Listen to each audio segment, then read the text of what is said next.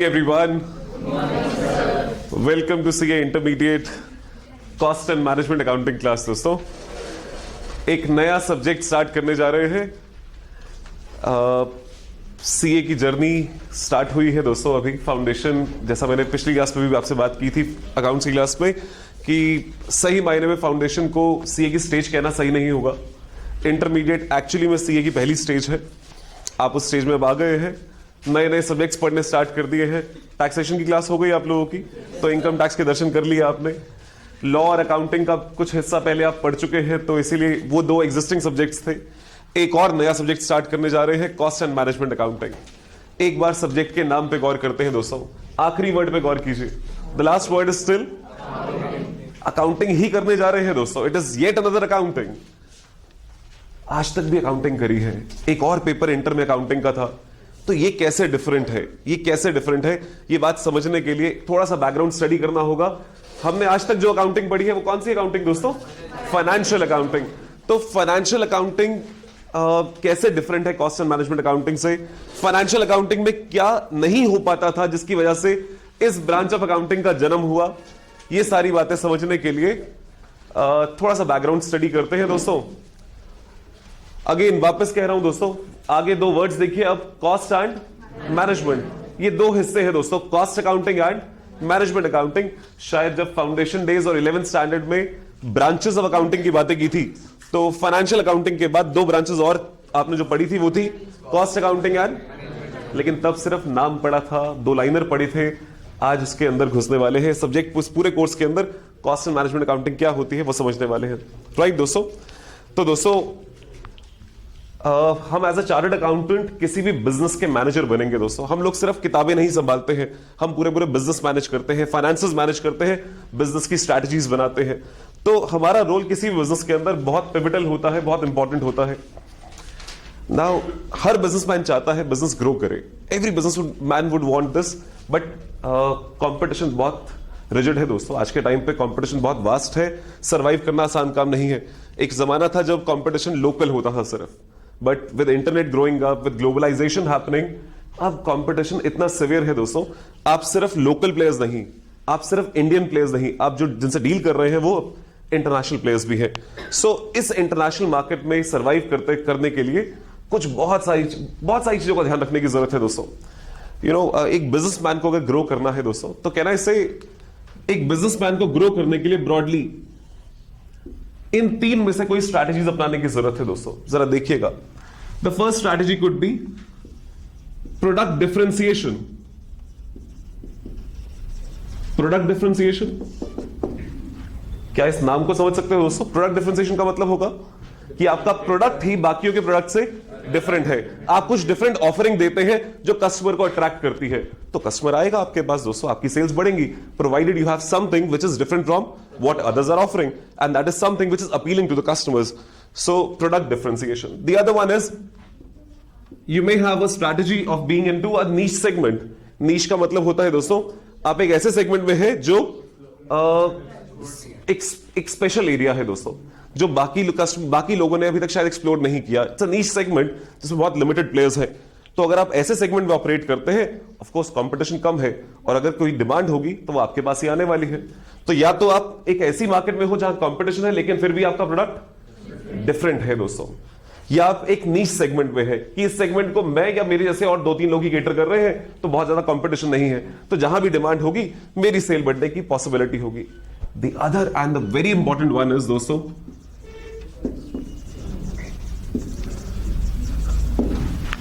Cost leadership. इस word को देखिए, कॉस्ट लीडरशिप क्या मतलब होगा दोस्तों?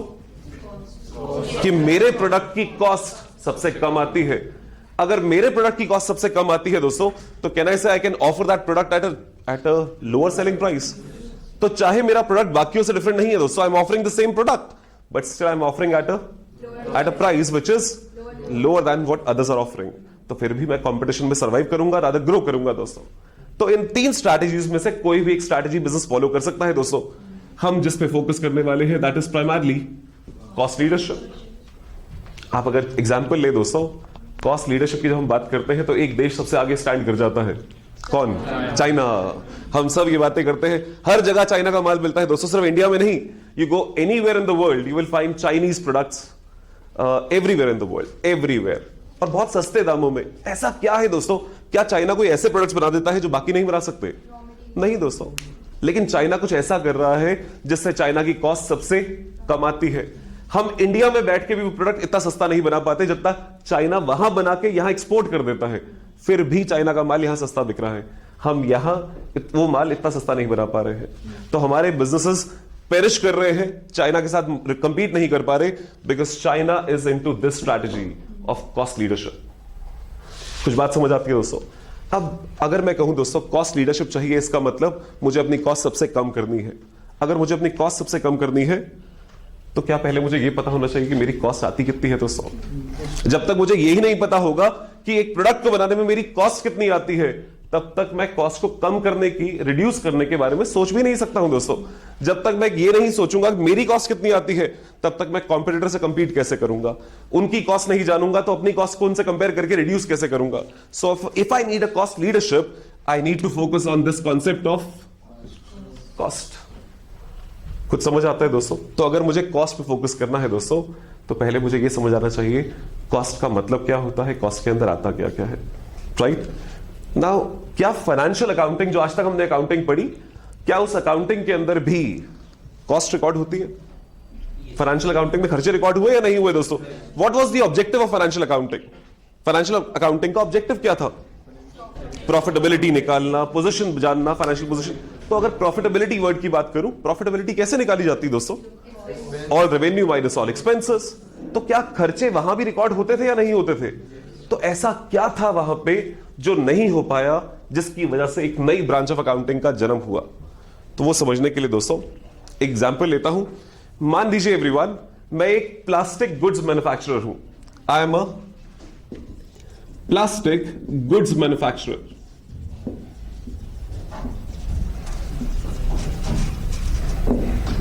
अगर मैं एक प्लास्टिक गुड्स मैन्युफैक्चरर हूं दोस्तों, इसका मतलब मैं रॉ प्लास्टिक खरीदता हूं। रॉ प्लास्टिक अगर आप में से किसी ने देखा हो, जैसे दालें होती हैं दोस्तों, वैसे दाने की फॉर्म में आता है। मैं उस प्लास्टिक को मोल्ड करता हूं, मेल्ट करता हूं, और जिस भी मोल्ड या जिस डाई की शेप में डाल दूंगा वो शेप ले लेगा। सो आई मैन्युफैक्चर दीज बॉटल्स। बॉटल्स में भी अगर आप देखें, ये अलग अलग वैरायटीज है दोस्तों। I make the body of this marker, I make this glass tumbler, ये ग्लास बनाता हूं मैं, ये कोस्टर बनाता हूं। ये सब प्लास्टिक प्रोडक्ट्स है जो मैं अपनी फैक्ट्री में बनाता हूं दोस्तों, प्लास्टिक को मेल्ट करके, उसको अलग अलग शेप्स में डाल के। फाइनेंशियल अकाउंटिंग में क्या आप बता सकते हैं इस एक मार्कर की कॉस्ट कितनी आती होगी? सोचिए दोस्तों। चलिए पहले ये बताइए, क्या एज अ बिजनेसमैन आप इस मार्कर की कॉस्ट जानना चाहेंगे? आप ये 5 प्रोडक्ट्स बना रहे हैं, क्या इसकी कॉस्ट जानना चाहेंगे दोस्तों? क्यों जानना चाहेंगे? तो जब तक मुझे कॉस्ट नहीं पता होगी, तब तक इसका सेलिंग प्राइस कैसे फिक्स करूंगा दोस्तों? Right everyone? बट क्या सिर्फ सेलिंग प्राइस, या मुझे ये इस पैरामीटर तक भी जाना है दोस्तों? लीडरशिप लानी है तो क्या मुझे अपनी कॉस्ट कम भी करनी होगी? तो कम तभी हो सकती है जब मैं कॉस्ट को जानूंगा दोस्तों। सो अगर मुझे अपना सेलिंग प्राइस फिक्स करना है, पहले मुझे पता करना है मेरी लागत कितनी आती है। तो लागत जानने के लिए मुझे पता होना चाहिए ये मार्कर जो मैं बनाता हूं उसकी कॉस्ट कितनी आती है, वो बॉटल जो बनाता हूं उसकी कॉस्ट कितनी आती है, उस कोस्टर की कॉस्ट कितनी आती है। हर प्रोडक्ट की कॉस्ट जानना चाहता हूं। क्या फाइनेंशियल अकाउंटिंग में भी सारे खर्चे रिकॉर्ड किए थे? हाँ या ना दोस्तों? इस मार्कर की कॉस्ट बताइए, इस मार्कर में क्या क्या खर्चे होंगे? What all will go into this cost? क्या ऐसे प्लास्टिक की कॉस्ट होगी which is raw material basically, और लेबर जो इस मार्कर को बना रही है। कि इंक कहा आपने, इंक भी एक और रॉ मटेरियल है दोस्तों। उसके अलावा प्रिंटिंग की कॉस्ट, इसको मार्केट करने के खर्चे, एडवर्टाइजमेंट्स वगैरह, ये सब खर्चे होंगे दोस्तों। डिस्ट्रीब्यूशन के खर्चे, ये सारे खर्चे होंगे दोस्तों। नाउ यू टेल मी, क्या फाइनेंशियल अकाउंटिंग में ये सारे खर्चे हम रिकॉर्ड करते या नहीं करते? अगर मैंने बाहर से प्लास्टिक खरीदा, what entry would I pass in financial accounting? Purchases to cash या परचेजेस टू क्रेडिटर्स। क्या हम परचेज का खर्चा रिकॉर्ड करते या नहीं करते? 100% करते दोस्तों। लेबर को वेजेस पे करी है, एंट्री बोलिए, वेजेस टू कैश, वो भी रिकॉर्ड होता अकाउंटिंग के अंदर। इंक खरीदी है, इंक के खर्चे भी रिकॉर्ड होते हैं। ये सब हर खर्चा रिकॉर्ड होता दोस्तों फाइनेंशियल अकाउंटिंग में। लेकिन अगर मुझे यह जानना है कि इस पर्टिकुलर मार्कर की कॉस्ट कितनी आती है, तो क्या फाइनेंशियल अकाउंटिंग ये बात बता सकता था दोस्तों? क्यों नहीं? जब सारे खर्चे रिकॉर्डेड है तो इसकी कॉस्ट बताने में क्या दिक्कत है दोस्तों? प्लास्टिक की एक साथ कॉस्ट पता है हमें सेग्रीगेटेड फॉर्म में नहीं। बिल्कुल सही बात है मेरे बच्चे। अगर मुझे इस मार्कर की कॉस्ट पता करनी है तो मुझे यह पता करना है इस मार्कर पे जो प्लास्टिक लगा वो कितनी कॉस्ट का है। यानी मैंने प्लास्टिक खरीदा है दोस्तों 100 किलो, इस मार्कर पे लगा है 10 ग्राम।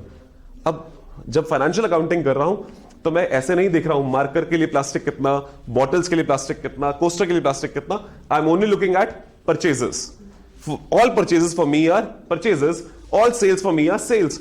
बिकॉज फाइनेंशियल अकाउंटिंग में हम प्रोडक्ट वाइज नहीं, हम जानना चाहते हैं पूरे बिजनेस का प्रॉफिट, पूरी एंटिटी का प्रॉफिट, पूरी एंटिटी की कॉस्ट, पूरी एंटिटी की सेल्स।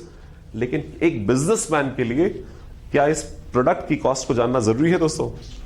उस प्रोडक्ट की कॉस्ट फाइनेंशियल अकाउंटिंग नहीं दे पा रही थी। बिकॉज फाइनेंशियल अकाउंटिंग में जब हम प्लास्टिक खरीदते हैं, we never pass an entry plastic for marker account debit, plastic for bottles account debit. हम कभी ऐसी अकाउंटिंग करी दोस्तों?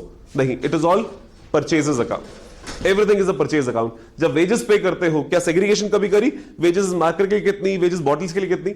We were never doing that. The objective there was पूरी एंटिटी का कॉस्ट, पूरी एंटिटी का प्रॉफिट निकालना। बट एक बिजनेसमैन इस लेवल पे भी जाना चाहता है दोस्तों, क्योंकि ये एक इंपॉर्टेंट फैक्टर था डिसीजन के लिए। आप खुद सोचिए दोस्तों, अगर बिजनेस स्टार्ट किया है तो पहला डिसीजन, अगर मैंने ये डिसाइड कर लिया कि मैं ये मार्कर बना के बेचूंगा, अगला डिसीजन क्या होगा? कितने में बेचूंगा। और कितने में बेचूंगा जानने के लिए ये जानना जरूरी है कि मेरी लागत कितनी आती है। ऑफ कोर्स ये भी जानना जरूरी है कि मार्केट में कॉम्पिटिटर कितने का बेच रहा है। वो मेरे कंट्रोल में नहीं है दोस्तों, बट मेरे कंट्रोल में जो है वो है मेरी कॉस्ट कितनी आती है, ताकि मैं कितने में बेचना चाहता हूं पहले वो तो डिसाइड कर पाऊं दोस्तों। तो उसके लिए मुझे जानना जरूरी था कि मेरे प्रोडक्ट की कॉस्ट कितनी आती है, जो इंफॉर्मेशन फाइनेंशियल अकाउंटिंग नहीं दे पा रही थी। And that's why we landed on to a new branch of accounting which is cost accounting.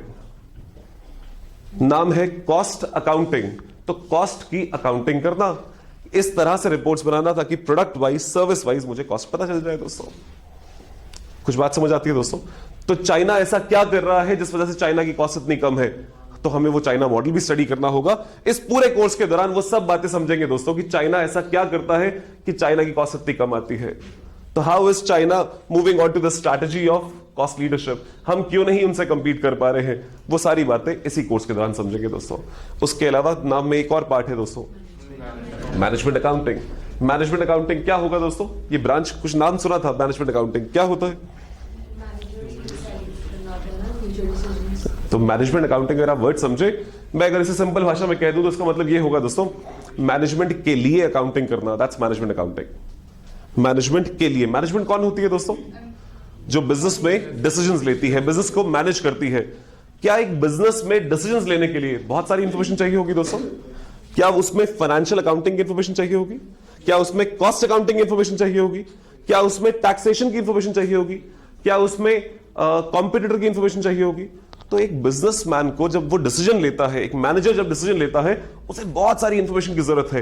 कोई भी ऐसी अकाउंटिंग सिस्टम जो मैनेजमेंट को इंफॉर्मेशन देने का काम करे, that's termed as management accounting. मेरी बात सबको समझ आती है दोस्तों? तो कॉस्ट अकाउंटिंग इज जहां हम प्रोडक्ट की, सर्विस की, प्रोसेस की, जिस भी चीज की हम कॉस्ट निकालना चाहते हैं उस पर्टिकुलर कॉस्ट को निकाल सके। और मैनेजमेंट अकाउंटिंग का मतलब है मैनेजमेंट की इंफॉर्मेशन नीड्स को पूरा करने के लिए जो अकाउंटिंग की जाए, that's called management accounting. Financial accounting, आप चलिए एक एग्जांपल लेते हैं अभी बात। ये एग्जांपल शायद फाउंडेशन डेज में भी लिया हो, बट दोबारा सोचिएगा दोस्तों। बच्चे, मैं एक लग्जरी गारमेंट्स मैन्युफैक्चरर हूं। लग्जरी गारमेंट्स मतलब हाई एंड क्लोथ्स बनाता हूं, शर्ट्स वगैरह बनाता हूं और कॉस्टली चीजें हैं दोस्तों, राइट? तो आप सोचिए मेरा टारगेट कस्टमर सेगमेंट कौन होगा? Will I be looking at low income group, middle income group या हाई इनकम ग्रुप? तो दोस्तों मैं एक मॉल में एक शोरूम खोलना चाहता हूं, अपने प्रोडक्ट्स के लिए मॉल में एक शोरूम खोलना चाहता हूं और मेरे पास दो ऑप्शंस हैं, या तो साकेत के मॉल में शोरूम खोल लीजिए या नजफगढ़ में एक मॉल है वहां शोरूम खोल लीजिए। तो आप डिसाइड कीजिए कहां खोलूं। क्यों साकेत? मुझे लगा कोई कह देगा क्राउड अच्छा होता है। हाँ, तो ऐसा तो नहीं ना दोस्तों? नहीं, क्राउड अच्छा होता है इसलिए भी क्राउड ज्यादा होता है, हाँ वो भी रीजन है। But then still can I say दोस्तों, डेमोग्राफिक और इनकम पर्सपेक्टिव से अगर मैं देखूं तो शायद उस एरिया में मेरा टारगेट सेगमेंट मुझे ज्यादा मिल पाएगा। यस और नो एवरीवन? तो अगर आप उस बिजनेस के मैनेजर हैं, कहां शोरूम खोलूं, उसके लिए क्या आपको यह भी जानना है कि वहां का इनकम सेग्रीगेशन, इनकम डिस्ट्रीब्यूशन कैसा है? यानी जो लोग वहां रहते हैं उनका इनकम प्रोफाइल क्या है दोस्तों? क्या ये बातें जानना चाहेंगे? क्या फाइनेंशियल अकाउंटिंग ये इंफॉर्मेशन देगा दोस्तों? नहीं, कभी नहीं देगा दोस्तों। बट क्या बिजनेस के डिसीजंस के लिए ये इंफॉर्मेशन इंपॉर्टेंट है? यस और नो एवरीवन? चलिए, इसके अलावा दोस्तों मैं एक एज अ बिजनेसमैन मैं जानता हूं दोस्तों कि जब शोरूम खोल देते हैं तो शोरूम में अगर 10 लोग आते हैं तो 10 में से कोई एक ही लेके जाता है। बहुत सारे लोग सिर्फ विंडो शॉपिंग करने आते हैं, चल मॉल आए हैं तो घुस जाते हैं, प्रोडक्ट देख लेते हैं, लेकिन सब लेके नहीं जाते। कैसा होता है? हम सब भी ऐसे ही हैं दोस्तों। कौन है ऐसा है जो कह दे नहीं नहीं मैं अगर मैं जीन्स लेने गया हूं, जिस शोरूम में घुस गया वहीं से लेके निकलूंगा? ऐसा कभी हुआ? या हम 10 जगह ट्राई करते हैं दोस्तों? क्या ऐसा होता है एवरीवन? सो प्रैक्टिकल लाइफ में भी ऐसा होगा। कुछ लोगों को चीज पसंद नहीं आएगी, लेकिन कुछ लोग आए ही सिर्फ इसलिए होंगे चल देख लेते हैं, खरीदना नहीं है सिर्फ देख लेते हैं। तो as a businessman I know, अगर 10 लोग मेरे शोरूम के अंदर घुसते हैं तो कोई एक ही सामान लेके जाता है। आप बताइए क्राउड कहां ज्यादा आएगा, साकेत में या नजफगढ़ में? अब ये कैसे पता चलेगा दोस्तों? How would I come to know this? तो मुझे मेजर करना है कि एक मॉल के अंदर कितने फुटफॉल पड़ते हैं। फुटफॉल एक पैरामीटर है दोस्तों, फुटफॉल यानी चरण कमल कितने पड़ते हैं। तो क्या फाइनेंशियल अकाउंटिंग ये बताएगा दोस्तों किस मॉल में कितने चरण कमल पड़ते हैं दोस्तों? It would never tell you that. But क्या एक मैनेजमेंट को ये डिसीजन लेने के लिए ये इंफॉर्मेशन इंपॉर्टेंट है एवरीवन? तो मैनेजमेंट के लिए इंफॉर्मेशन का सोर्स सिर्फ फाइनेंशियल अकाउंटिंग नहीं होगा, सिर्फ कॉस्ट अकाउंटिंग नहीं होगा, और बहुत सारे फीडर सिस्टम्स होंगे जिसमें क्वालिटेटिव डेटा भी होगा। तो मैनेजमेंट अकाउंटिंग एक बहुत ब्रॉडर एस्पेक्ट है दोस्तों। हर मैनेजर के हिसाब से उसकी रिक्वायरमेंट नीड्स होंगी। अगर मैं एक कंपनी का बॉस हूं, जिस तरह से मैं चीजें मैनेज करता हूं, शायद दूसरा मैनेजर वैसे मैनेज ना करे। उसकी इंफॉर्मेशन रिक्वायरमेंट्स कुछ और हो, मेरी इंफॉर्मेशन रिक्वायरमेंट्स कुछ और हो। तो फाइनेंशियल अकाउंटिंग जब हम करते हैं, डिफाइंड डेबिट क्रेडिट के रूल्स होते हैं दोस्तों, डिफाइंड प्रिंसिपल्स होती है जो हम फॉलो करते हैं। बट मैनेजमेंट अकाउंटिंग में डिसीजंस लेने के लिए इंफॉर्मेशन रिक्वायरमेंट्स का कोई एंड नहीं होता। मैं चाहता हूं ये information as a boss, as a manager, मुझे डिसीजन लेने के लिए इंफॉर्मेशन चाहिए।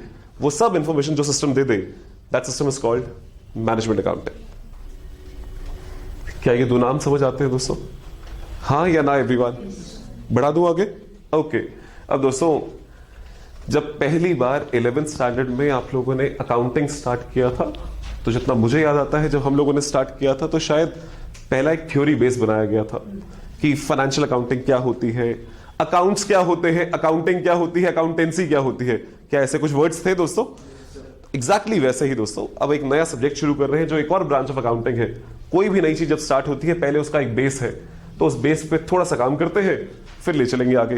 तो मुझे बताएं क्या समझते हैं दोस्तों इस पहले वर्ड से? What is a cost? अगर आपसे पूछा जाए कॉस्ट क्या होती है तो how will you define it?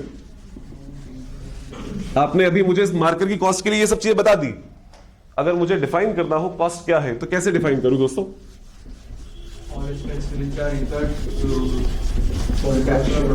Manufacture और इवन, तो आप लोगों ने जो बताया वो है कि प्रोडक्ट को बनाने के खर्चे क्या क्या होते हैं। परफेक्ट दोस्तों, एब्सोल्युटली राइट। बट क्या बेचने के खर्चे भी होते हैं? तो कॉस्ट इंक्लूड्स बनाने से रिलेटेड और बेचने से रिलेटेड या एडमिनिस्ट्रेशन से रिलेटेड सारे खर्चे जो हो रहे हैं। आप लोगों ने खर्चों में एक खर्चा डाला था, अब ये बनाने का खर्चा नहीं था ये। तो cost includes any expenses which can be either directly associated with this or can be attributed to this। कह सकता हूं दोस्तों, यानी जिस काम को मैं कर रहा हूं उसे करने के लिए कितने रिसोर्सेज यूज हुए, उन रिसोर्सेज की लागत क्या आई, कैन आई से दैट्स कॉल्ड कॉस्ट। इस मार्कर को बनाने के लिए एक मटेरियल का रिसोर्स लगा, उसकी लागत कितनी है? लेबर लगी, क्या वो भी एक रिसोर्स है दोस्तों? उसकी कॉस्ट कितनी आई? बाकी सब चीजें, क्या फैक्ट्री वो भी लगी दोस्तों?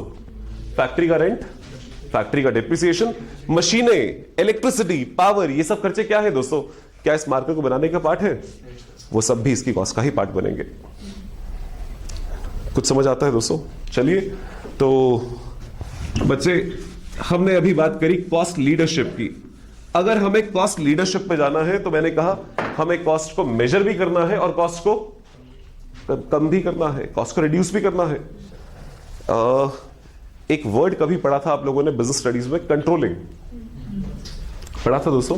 कोई याद दिलाएगा क्या होता है कंट्रोलिंग? तो स्टैंडर्ड सेट करते हैं, एक्चुअल्स को मेजर करते हैं और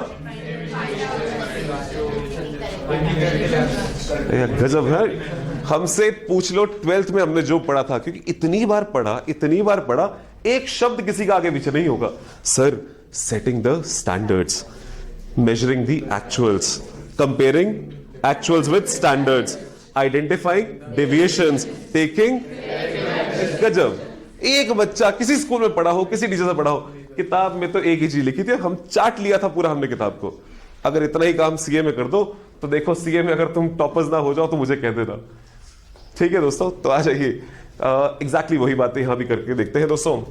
तो जब हम कॉस्ट अकाउंटिंग करते हैं दोस्तों, यानी कॉस्ट की अकाउंटिंग करते हैं, तो भी हमारे दिमाग में कुछ ऑब्जेक्टिव्स होते हैं, जिनमें से एक ऑब्जेक्टिव आप लोगों ने अभी बोला, कॉस्ट जानना, प्रोडक्ट की कॉस्ट जानना एक ऑब्जेक्टिव है, ताकि हम उसका सेलिंग प्राइस फिक्स कर सके। वो दूसरा ऑब्जेक्टिव है दोस्तों। अब ये कॉस्ट को आइडेंटिफाई करके अगर मुझे कॉस्ट लीडरशिप चाहिए, तो कहना इससे मुझे कॉस्ट को कंट्रोल करना होगा। सोचिए, मैं दो वर्ड्स लिख रहा हूं दोस्तों, इन दो वर्ड्स पे गौर कीजिएगा। Cost control and cost reduction. कोई समझ सकता है दोस्तों ये दो वर्ड्स का क्या मतलब होगा? जितना आपको समझ आए, कॉस्ट कंट्रोल करना और कॉस्ट को क्या मतलब होगा दोस्तों? हमने अपना सेट किया है, उसी को मतलब रखना कि ये इतना रिड्यूस, मतलब कि वो बाद में उसको रिड्यूस करेगा। बहुत ही बढ़िया मेरे बच्चे, बहुत ही बढ़िया। एवरीवन, मैंने इस मार्कर को बनाते हुए एक स्टैंडर्ड सेट किया कि मेरी लागत इतनी आनी चाहिए। So I said the marker should cost be 20 rupees, that's my standard cost. इस वर्ड का अगर हिंदी वर्ड बोलना हो तो क्या बोले दोस्तों? हिंदी में स्टैंडर्ड कॉस्ट। स्टैंडर्ड कॉस्ट कितनी आनी चाहिए, दैट्स माई चाहत है दोस्तों कि मैंने, अब आप बताइए, अगर एज अ बिजनेसमैन मैं कह रहा हूं मेरे मार्कर की कॉस्ट 20 रुपए आनी चाहिए, ये 20 रुपए मैंने कैसे सेट किया होगा दोस्तों? हाउ विल यू, सॉरी, बाहर की मार्केट को देखते और क्या ऐसे अपने पास्ट को देखते हुए कि पास्ट में जब हमने एफिशिएंट परफॉर्मेंस करी तो मार्कर की कॉस्ट कितनी आई, कितना माल लगता है, कितनी लेबर लगती है, और फ्यूचर को थोड़ा सा एंटिसिपेट करते हुए कि माल फ्यूचर में कितना महंगा हो जाएगा, लेबर कितनी महंगी हो जाएगी। इन सब बातों को देखते हुए मैंने अपनी स्टैंडर्ड कॉस्ट सेट करी कि एक मार्कर बनाने की कॉस्ट 20 रुपए आनी चाहिए, इससे ज्यादा नहीं होनी चाहिए। अब मेरा पूरे साल एक एफर्ट है दोस्तों, that my actual cost should be less than equal to 20 rupees. It should not exceed this barometer. मैंने एक बैरोमीटर सेट कर दिया है कि मेरी लागत 20 रुपए आनी चाहिए, और अब मैं पूरे साल की कोशिश कर रहा हूं कि मेरी कॉस्ट 20 रुपए से ज्यादा ना हो जाए। That's termed as कॉस्ट को कंट्रोल करना। जो सीलिंग आपने सेट कर दी है कि इस सीलिंग को टापना नहीं है, उस सीलिंग के अंदर अंदर रखना अपनी चीजों को, that's termed as cost control. Cost reduction, क्या मतलब हो सकता है इस वर्ड का? कॉस्ट को, तो दोस्तों इसका मतलब यह हुआ दोस्तों, जब हम कॉस्ट कंट्रोल की बात करते हैं तो कॉस्ट कंट्रोल में we assume there is a standard. एक स्टैंडर्ड है, एक बेंचमार्क सेट किया गया है जिस दायरे में हमें रहना है। एक बार हमने वो बेंचमार्क मीट कर लिया, हमारा काम पूरा हो गया। यस और नो एवरीवन? कॉस्ट रिडक्शन का मतलब है हम किसी दायरे को फिक्स नहीं मानते हैं, हम हर दायरे को चैलेंज करते हैं कि 20 ही क्यों आनी चाहिए, 18 क्यों नहीं आ सकती, 17 क्यों नहीं आ सकती। तो we challenge this standard itself. क्या मैं टेक्नोलॉजी के इनोवेशन से या कोई और R&D करके क्या इस 20 रुपए को 18 कर सकता हूं? तो पूरे टाइम ये इनोवेट करना कि क्या जो स्टैंडर्ड सेट किया था क्या उसे ही कम किया जा सकता है, राइट? तो मैं पूरे प्रोसेस को स्टडी करता हूं, स्क्रैच से स्टार्ट करता हूं, एंड आई वुड से मैं अपने सारे प्रोसेस में होने वाली एक्टिविटीज, क्या ऐसे जो काम होता है उसी में खर्चे होते हैं, तो जितने भी काम होते हैं सारी एक्टिविटीज को मैं दो एक्टिविटीज में डिवाइड, दो हिस्सों में डिवाइड कर देता हूं दोस्तों। कौन सी वैल्यू एडेड एक्टिविटीज है, कौन सी नॉन वैल्यू एड है? जरा नाम देखिए, value add activities. Value add मतलब प्रोडक्ट में कुछ वैल्यू एडिशन कर रही है तो वो खर्चे करना मेरे लिए सही है, और कुछ ऐसे एफर्ट्स हैं जो नॉन वैल्यू एड है जिनसे प्रोडक्ट में कोई फायदा नहीं हो रहा लेकिन खर्चे हो रहे हैं। तो अगर मुझे अपनी कॉस्ट को रिड्यूस करना है तो क्या करना चाहिए? इन एक्टिविटीज को हटाइए, कम से कम कीजिए। जितना ये एक्टिविटीज हटेंगी उतनी कॉस्ट कम होती जाएगी।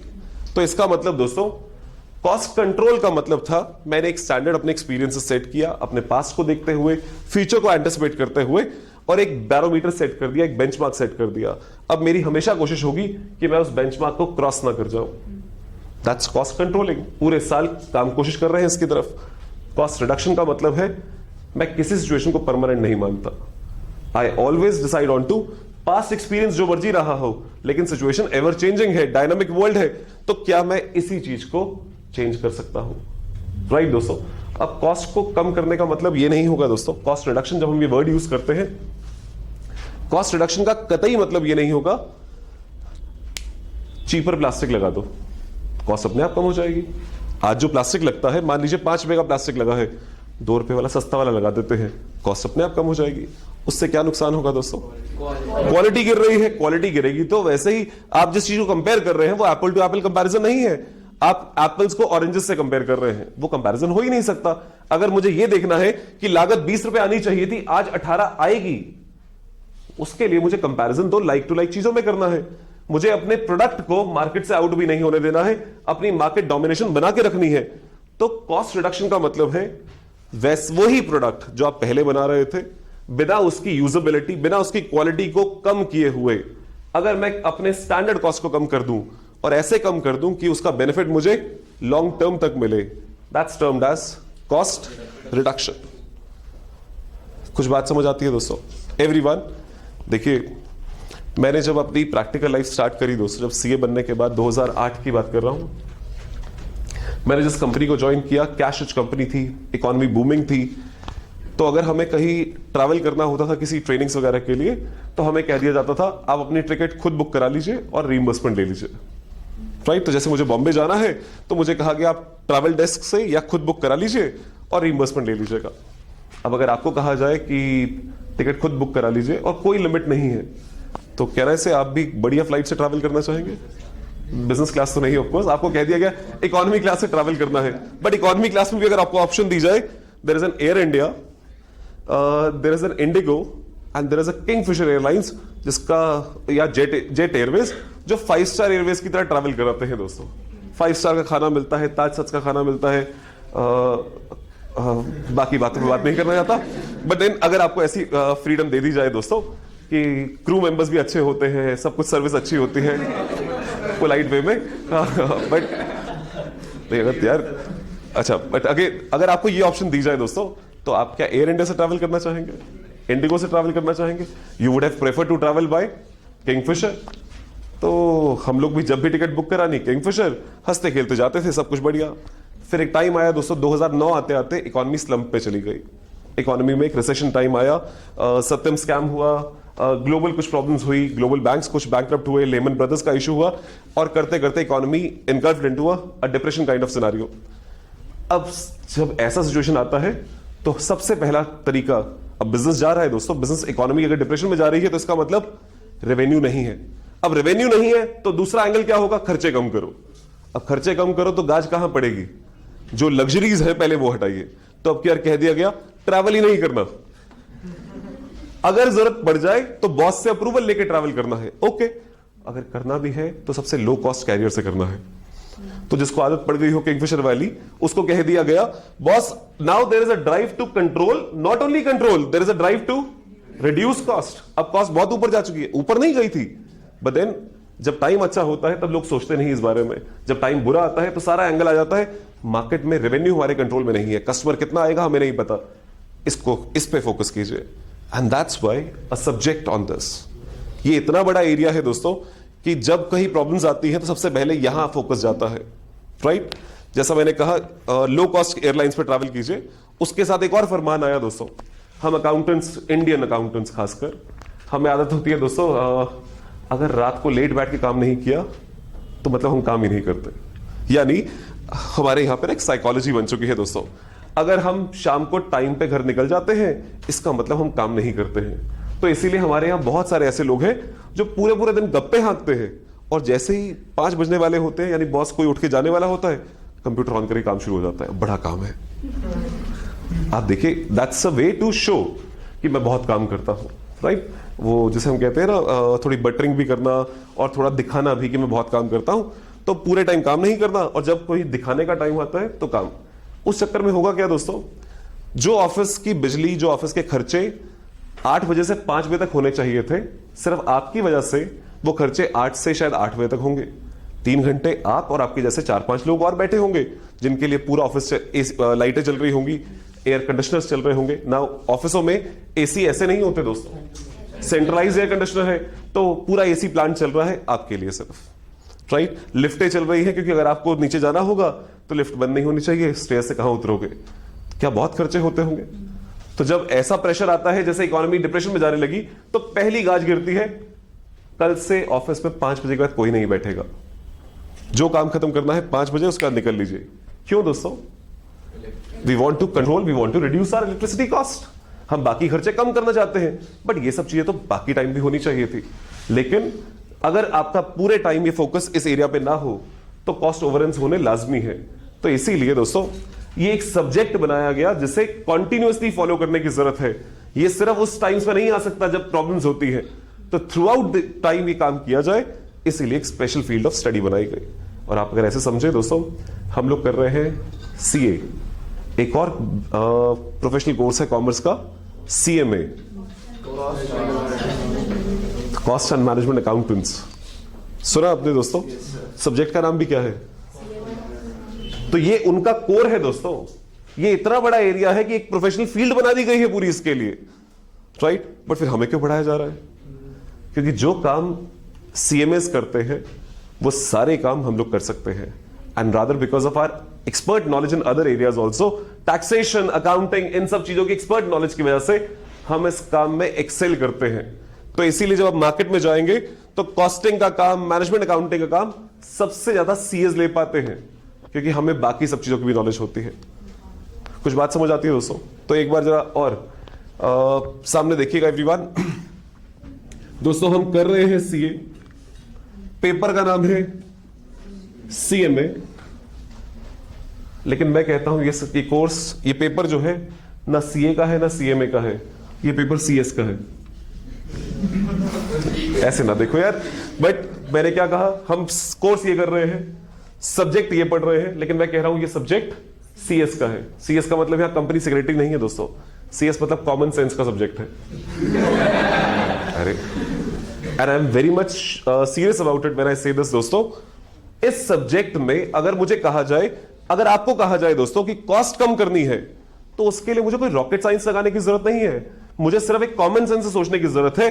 कॉस्ट क्यों आती है, क्यों आती है, उसमें क्या ऐसा है जो मेरे काम का है, क्या ऐसा है जो मेरे काम का नहीं है। जो काम का नहीं है अगर हम उसे हटाते चले तो क्या कॉस्ट कम होती चलेगी?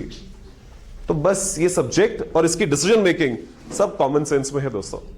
It is not like the hardcore accounting जहां पे हम कहते हैं जैसे ही कहा जाए प्रॉफिट निकालना है, पहला काम ये होता है, और कुछ हो ना हो हमें कह दिया जाए प्रॉफिट निकालना है, लो एक टी शेप फॉर्मेट बन गया, खर्चे डालो, इनकम डालो, ये आ गया प्रॉफिट। हम कॉस्ट अकाउंटिंग के अंदर जो डिसीजंस लेते हैं वो सब ऐसे टी शेप्ड, ये सब फीडर सिस्टम है उसके लिए दोस्तों। जो हम डिसीजंस लेते हैं वो बहुत सारे डिसीजंस कॉमन सेंस से होते हैं, बहुत सारे डिसीजंस कॉमन सेंस से। ठीक है दोस्तों, इज दैट ओके एवरीवन? तो अगर मुझे कॉस्ट को कंट्रोल करना है, कॉस्ट को रिड्यूस करना है, कॉस्ट की अकाउंटिंग करनी है, तो पहले मुझे यह समझ आना चाहिए कॉस्ट होती क्या है दोस्तों। हमने कॉस्ट का एक छोटा सा मतलब समझा, अब कॉस्ट के अलग अलग नजरिए क्या है, कॉस्ट को देखने के अलग अलग तरीके क्या है, कॉस्ट को समझने के अलग अलग तरीके क्या है, उस पर चल रहे हैं दोस्तों। Right everyone? बढ़ा दूं आगे? ऑल ऑफ यू जाग रहे हो? अच्छा आइए तो एक डेफिनेशन पढ़ लेते हैं, पेज नंबर 1 पे आ जाइए।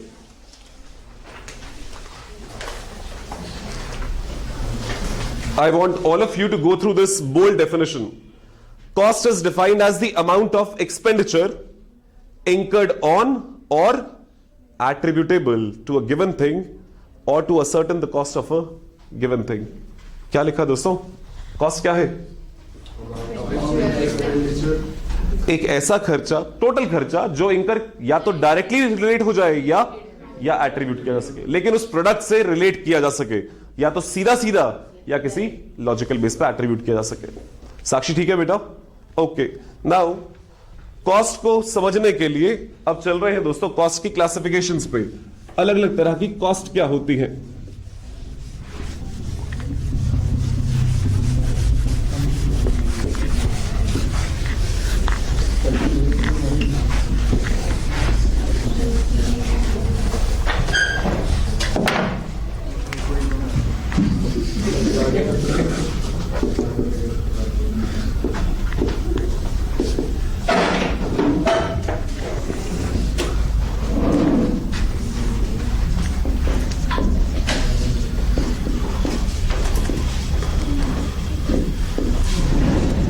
तो बच्चे, पहली बात तो क्लासिफिकेशन ऑफ कॉस्ट का मतलब क्या होगा? अगर मैं कहूं इस क्लास के स्टूडेंट्स को क्लासिफाई करना है तो classification would be boys and girls. That's first parameter. The parameter could be पास से आने वाले, दूर से आने वाले. क्या ये भी एक एट्रीब्यूट हो सकता है? यस और नो एवरीवन? क्लास में जागने वाले, क्लास में सोने वाले, हाँ, पढ़ने वाले, घर जाके ना पढ़ने वाले, हो सकता है. तो क्लासिफिकेशन करने का मतलब होता है अलग अलग एट्रीब्यूट्स के बेस पे चीजों को क्लासेस बना के देखना, क्लासिफाई करके देखना. वैसे ही दोस्तों हम कॉस्ट को भी अलग अलग पैरामीटर्स पे देखने की कोशिश कर रहे हैं. तो पहला parameter based on elements of cost. सिर्फ देखना है दोस्तों, लिखना कुछ नहीं है अभी. ये सारे नोट्स में है आपके, सिर्फ इसलिए देखना है यहां पे. Based on elements of cost. अभी आपने मुझे जो मार्कर के खर्चे बताए थे दोस्तों, उसके अंदर क्या ना, इससे जितनी भी कॉस्ट आई थी उसे मैं इन 3 एलिमेंट्स में डिवाइड कर सकता हूं दोस्तों. Material, labour and. इस मार्कर को बनाने में कुछ माल लगा था, मटेरियल, कुछ लेबर लगी थी जिसने लेबर ने मार्कर बनाया था, और कुछ खर्चे हुए जैसे प्रिंटिंग, जैसे फैक्ट्री का रेंट. क्या फैक्ट्री का रेंट कोई माल है दोस्तों? क्या फैक्ट्री का रेंट कोई लेबर है? तो क्या है दोस्तों? खर्चा तो है. That's a part of expense.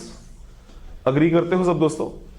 वैसे ही दोस्तों हम अपनी कॉस्ट को क्लासिफाई कर सकते हैं on the basis of nature.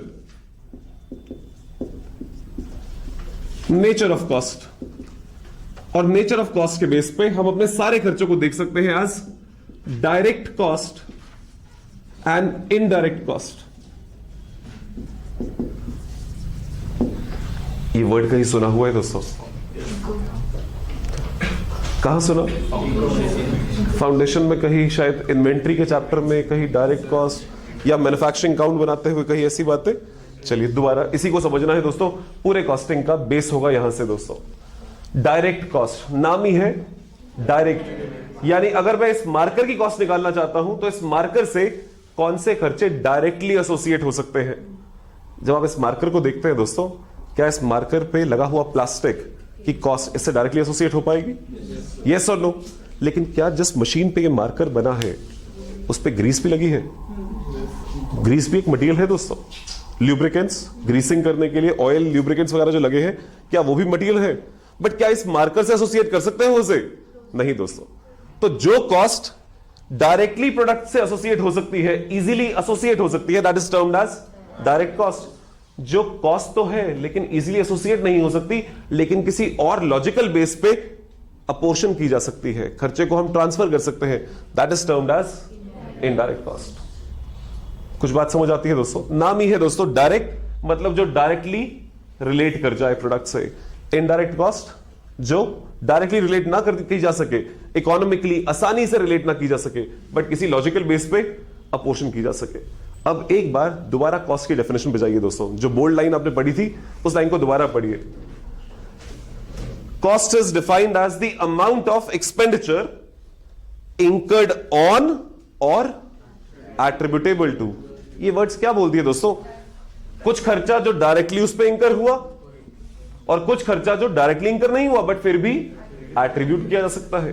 क्या फैक्ट्री के जो खर्चे हैं उसे भी अपनी प्रोडक्शन पे एट्रीब्यूट करूंगा या नहीं करूंगा दोस्तों? All those are indirect cost. तो cost includes direct as well as indirect cost. अब ये जो दो क्लासिफिकेशन करी है दोस्तों, इसी को एक्सपैंड करते हैं फर्दर. क्या मैं ये कह सकता हूं दोस्तों, मटीरियल्स भी दो तरह के हो सकते हैं, direct material and indirect material.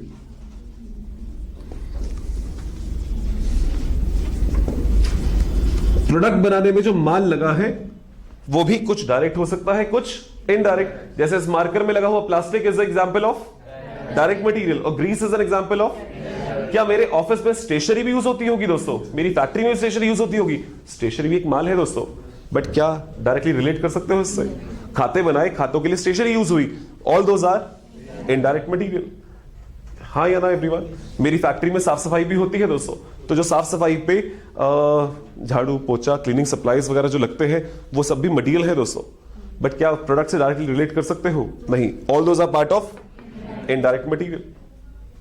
Is that okay? आ जाइए लेबर पे दोस्तों. लेबर, लेबर भी दो तरह से क्लासिफाई कर देते हैं, direct labour and indirect labour.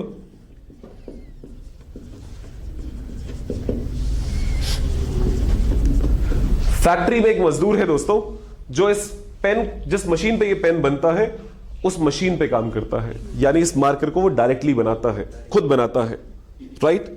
उसको जो तनख्वाह दी जाती है वो डायरेक्ट लेबर है दोस्तों, direct labour, right everyone.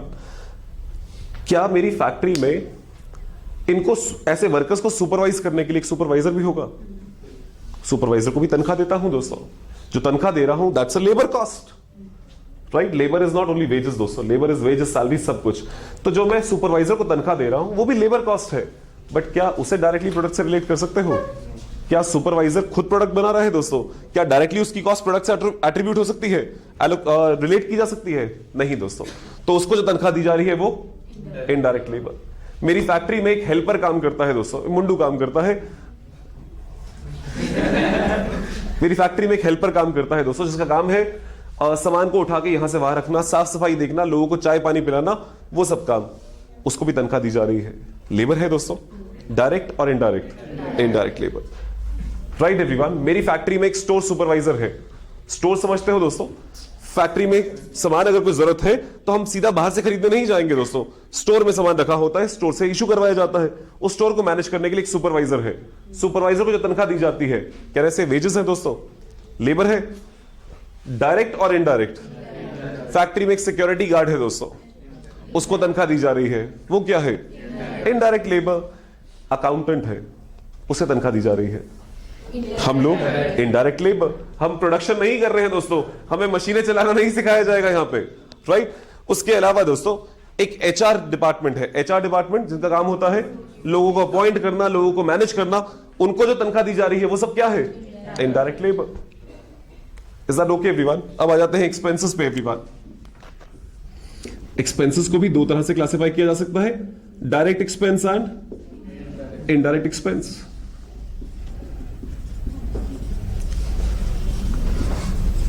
Direct expense का अगेन मतलब होगा ऐसा खर्चा जो प्रोडक्ट से डायरेक्टली रिलेट किया जा सके, राइट। कन्वीनियंटली वो खर्चा उस प्रोडक्ट से एसोसिएट किया जा सके। एग्जांपल दोस्तों, इस मार्कर को मैं बाहर से प्रिंट करवाता हूं और प्रिंटिंग के लिए 1 रुपए पर मार्कर खर्चा देता हूं, क्या इस मार्कर से वो प्रिंटिंग का खर्चा एसोसिएट कर सकते हो दोस्तों? तो दैट खर्चा इज अब ये जो प्रिंटिंग करवाई, is that a material, is that a labour? क्या है दोस्तों ये खर्चा? एक्सपेंस। दैट खर्चा is a direct expense, right दोस्तों। एवरीवन, मारुति सुजुकी गाड़ियां बनाते हैं, it's a joint venture between Maruti एक इंडियन एंटिटी एंड सुजुकी एक जापानीज एंटिटी। सुजुकी वालों ने मारुति सुजुकी को टेक्नोलॉजी दी है इंजन बनाने की, गाड़ी बनाने की, राइट। और पर गाड़ी जो इंडिया में बनाई जाती है मारुति सुजुकी द्वारा, उसके लिए सुजुकी जापानीज एंटिटी को रॉयल्टी जाती है। जितनी गाड़ियां बनेंगी पर गाड़ी एक रॉयल्टी पे की जाएगी। हाइपोथेटिकली मान लीजिए 5,000 रुपए रॉयल्टी जाएगी पर गाड़ी manufactured, they will pay 5,000 rupees as royalty. खर्चा है दोस्तों। Is it a material, is it a labour? तो क्या है, एक्सपेंस। क्या वो आप गाड़ी से एसोसिएट कर सकते हो? क्या 5,000 रुपए पर गाड़ी आप डायरेक्टली पे कर रहे हो दोस्तों? That expense is a direct expense. Is that okay everyone? उसके अलावा बहुत सारे खर्चे जो इनडायरेक्ट है दोस्तों। रेंट पे किया है, रेंट, फैक्ट्री का रेंट, मशीनों का रेंट, इलेक्ट्रिसिटी, मशीनों का डेप्रिसिएशन, वो सब डेप्रिसिएशन। मशीनें अगर मेरी ओन्ड है दोस्तों, तो क्या प्रोडक्ट से डायरेक्टली रिलेट कर सकते हो depreciation? Depreciation is not related to the product दोस्तों। हाँ, बनाने में इंकर जरूर हो रहा है, बट क्या आप पर प्रोडक्ट कॉस्ट रिलेट कर सकते हो? अगर आप डेप रिलेट कर सकते हो तो फिर तो ग्रीस के खर्चे भी रिलेट कर सकते हो दोस्तों। वो भी तुम कुछ केसेस में डेप पर बच्चे ने एक बात बिल्कुल सही बोली है दोस्तों, हम डेप को पर यूनिट भी ले लेते हैं, लेकिन वो सब चीजें बेटा हमारे मेथड पे डिपेंडेंट होती है कि हम कौन सा मेथड फॉलो करते हैं। बट स्टिल जब आप इस प्रोडक्ट को देखते हो, क्या आप इससे डायरेक्टली उसका खर्चा रिलेट कर पाओगे? नहीं।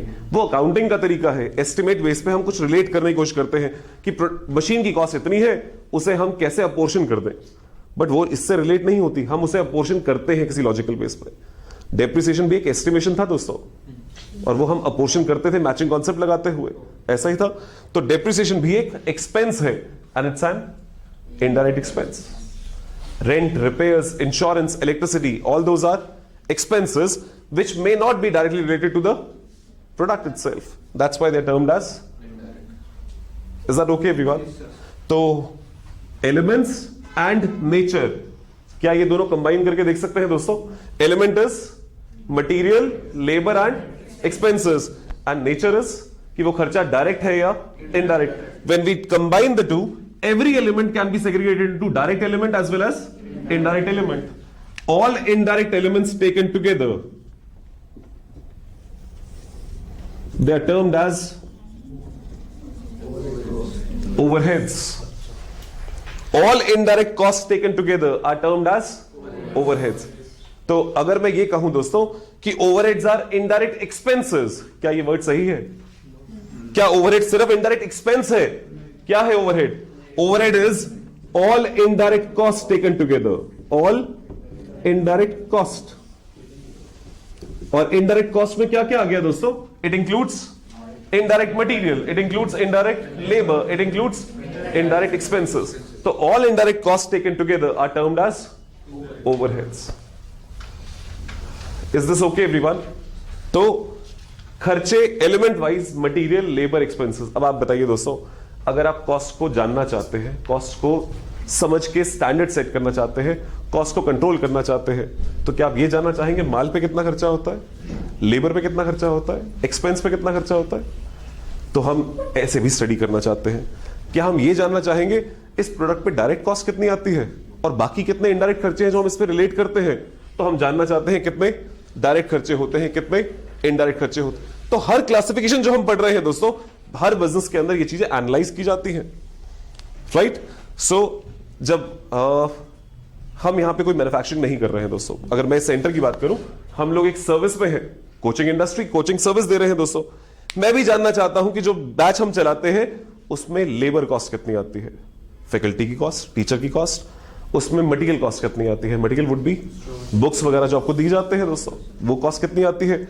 उसके अलावा हम ये भी जानना चाहते हैं बाकी इनडायरेक्ट खर्चे कितने होते हैं, सेंटर का रेंटल्स कितने हैं, रिसेप्शन जो मैनेज हो रही है, बिजली आ रही है, इन सब के खर्चे कितने. क्यों जानना चाहूंगा दोस्तों? ताकि मैं ये जानूं मेरी खर्चे कितने होते हैं और आपसे फीस कितनी लेनी है.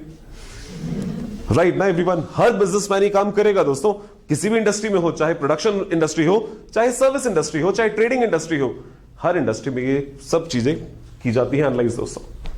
Right everyone? तीसरे एंगल पे चलते हैं.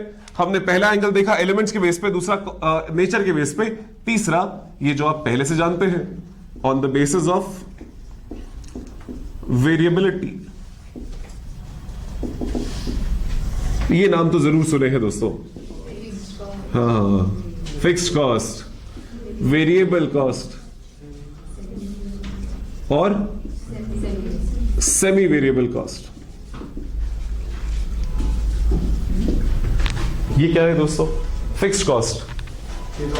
अब ये देखना, इकोनॉमिक्स वाली डेफिनेशन निकलेगी अंदर से. हाँ, फिक्स्ड कॉस्ट क्या होती है दोस्तों? सॉरी,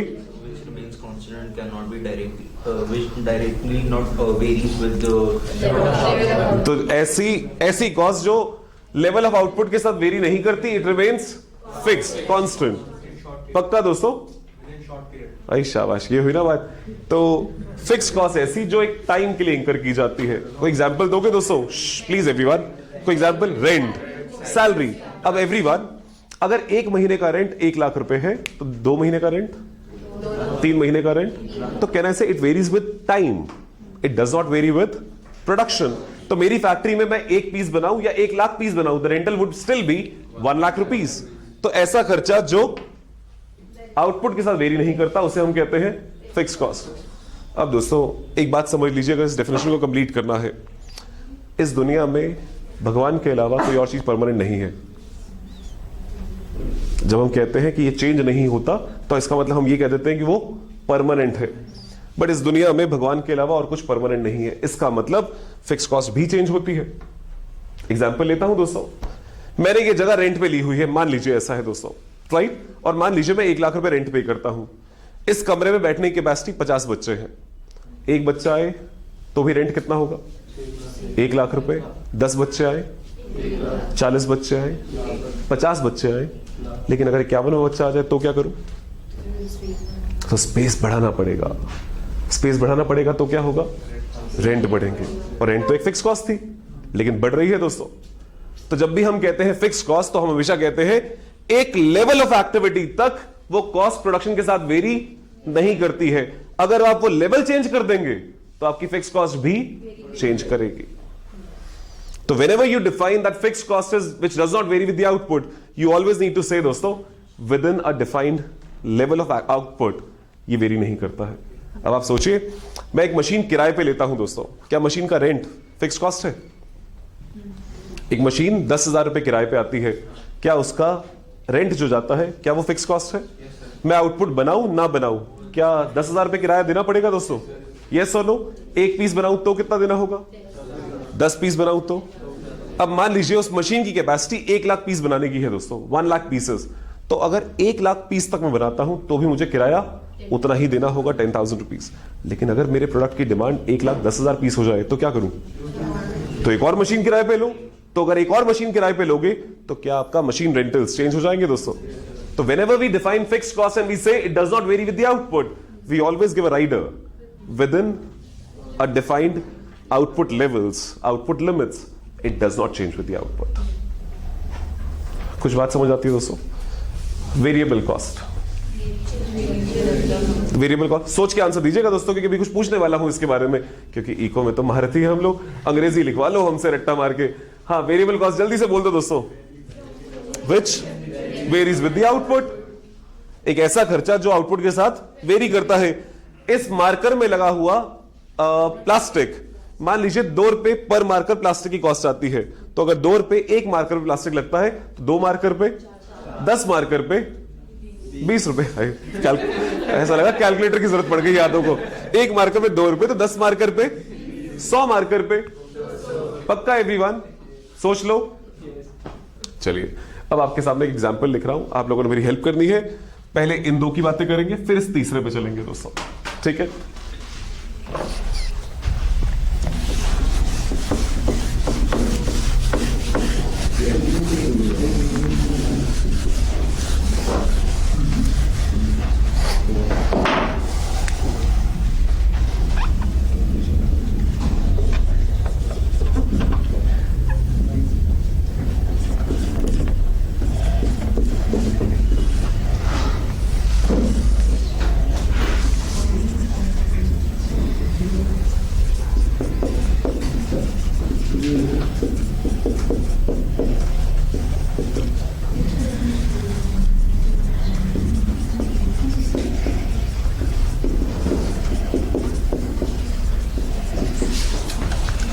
चलिए, ये डेटा आपके सामने कुछ लिखा है दोस्तों। आपको मुझे ये बताना है, 2 कॉस्ट हैं, cost 1, cost 2। Which one is variable, which one is fixed? Which one is variable, which one is fixed? मैंने आपको डेटा क्या दिया है वो देखिएगा। 1000 यूनिट्स, 2000 यूनिट्स, यानी अगर 1000 यूनिट बनाता हूं तो क्या होता है, 2000 यूनिट बनाता हूं तो क्या होता है। 2 तरह की कॉस्ट है, खर्चा 1, खर्चा 2। ये लेवल रहता है आउटपुट के साथ। Which one is variable, which one is fixed? First is fixed. Which one is variable? Okay. How many for cost 1 is variable? How many for cost 1 is fixed?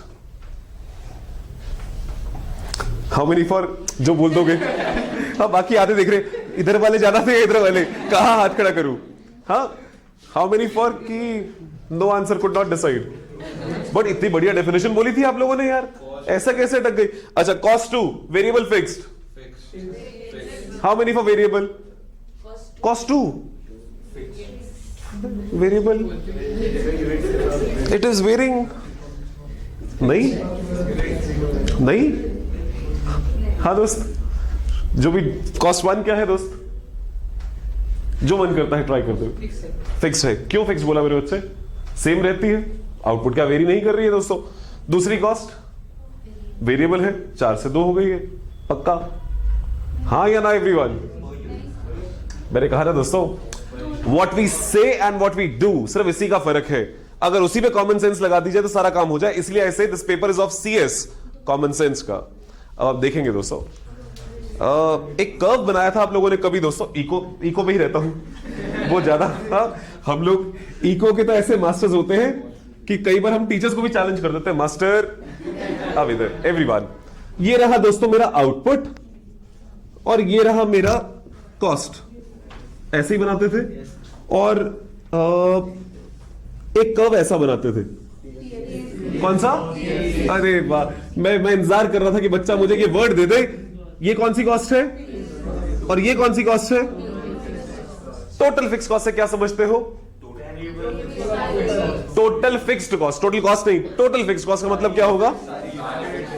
यानी अगर मैं ये कहूं दोस्तों कि मेरा एक महीने का रेंट 1 लाख रुपए आता है, तो that 1 lakh is total fixed cost. Total fixed cost पक्का एवरीवन? अगर मैं ये कहूं कि मैं 50,000 यूनिट्स बनाता हूं, आई मेक 50,000 यूनिट्स, क्या मैं कह सकता हूं 1 लाख का रेंट 50,000 यूनिट्स पर डिवाइड करूं तो पर यूनिट कॉस्ट आती है 2 रुपए। वो 2 रुपए क्या है दोस्तों? टोटल फिक्स कॉस्ट या एवरेज फिक्स कॉस्ट? एएफसी और टीएफसी दोनों में कुछ फर्क होता है? TFC is total, AFC is per unit. पक्का? फिक्स्ड कॉस्ट टोटलिटी में फिक्स रहती है या पर यूनिट फिक्स रहती है? दोबारा बोलता हूं, आपने जो वर्ड्स बोले थे उन वर्ड्स पे वापस जाना। फिक्स्ड कॉस्ट क्या होती थी?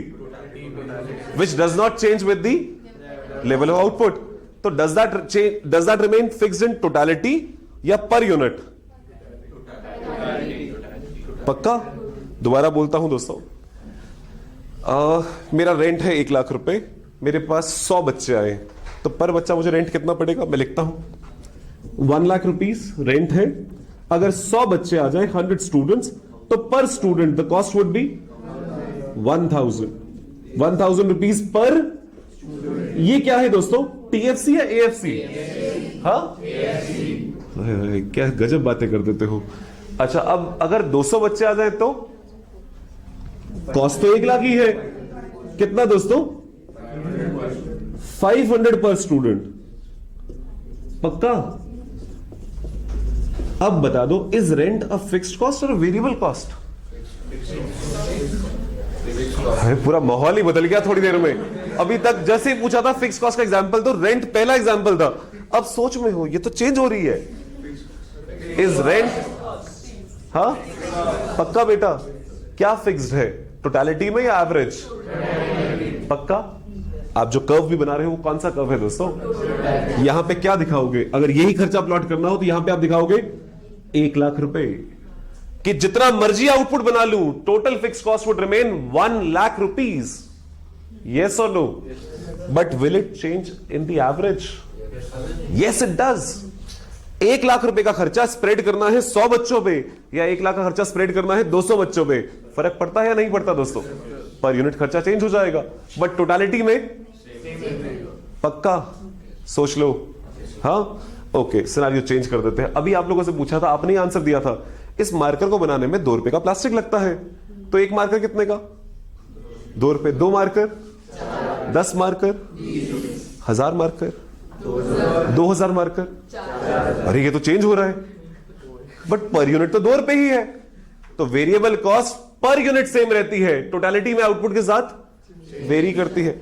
इसीलिए अगर आपको याद हो, किसी को याद है वेरिएबल कॉस्ट का कैसा होता था? टीवीसी का, टीवीसी वो कुछ इनवर्स होता था, ऐसे ऐसे करके। अगर डिस्काउंट वगैरह मिल जाए, इकोनॉमीज ऑफ स्केल हो जाए, बट अगर कोई डिस्काउंट वगैरह ना हो, तो क्या ये कर्व ऐसा ही होता? अगर 0 बनाऊंगा तो 0 कॉस्ट आएगी, 1 बनाऊंगा 2 रुपए, 2 बनाऊंगा 4 रुपए, ऐसे करते करते करते करते जैसे आउटपुट बढ़ेगा। ऐसा ही कुछ था दोस्तों। यस और नो? किसी को याद है एवरेज वेरिएबल कॉस्ट कर्व?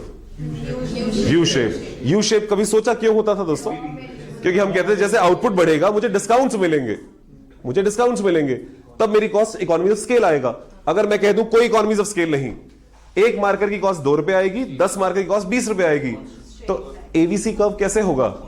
एक कांस्टेंट लाइन, वो 2 रुपए पे कांस्टेंट हो जाएगा दोस्तों। हाँ या ना? तो इसका मतलब ये दोस्तों, अब जो बोल रहा हूं उसको गांठ बांध लीजिएगा, आगे आने वाले टाइम में दिखाऊंगा दोस्तों मैं क्यों ये बात कहता हूं। कॉमन सेंस का सब्जेक्ट है। फिक्स्ड कॉस्ट टोटलिटी में फिक्स्ड रहती है, पर यूनिट चेंज होती है। हम फिक्स्ड कॉस्ट वैसे पर यूनिट नहीं देखना चाहते दोस्तों। मुझे रेंट 1 लाख देना है, बच्चे इतने मर्जी आए, तो फिक्स्ड कॉस्ट रेलेवेंट होती है टोटलिटी में, बट स्टिल अगर मैं उसे पर यूनिट देखूं तो जैसे मेरे यूनिट्स बढ़ेंगे फिक्स्ड कॉस्ट पर यूनिट कम होती जाएगी। कुछ बात समझ आती है एवरीवन? वेरिएबल कॉस्ट अगर इकोनॉमीज ऑफ स्केल वगैरह ना हो तो पर यूनिट सेम रहती है, टोटालिटी में बढ़ती जाती है। आउटपुट के साथ आप खुद ही कहते हो वेरिएबल कॉस्ट का मतलब क्या है? जो आउटपुट के साथ, तो आउटपुट में के साथ क्या पर यूनिट चेंज हो रही है, टोटालिटी में चेंज हो रही है? कुछ बात समझ आती है दोस्तों? अब आ जाइए यहां पे, अब एक बार दोबारा देख लेते हैं। Cost 1 variable. क्यों वेरिएबल? बेटा 2 रुपए पर, तो अगर 2 रुपए पर यूनिट है तो 1000 यूनिट बनाओगे तो खर्चा कितना आएगा? 2000। तो 2000 बनाओगे, it is a variable cost, it varies with the output, not per unit.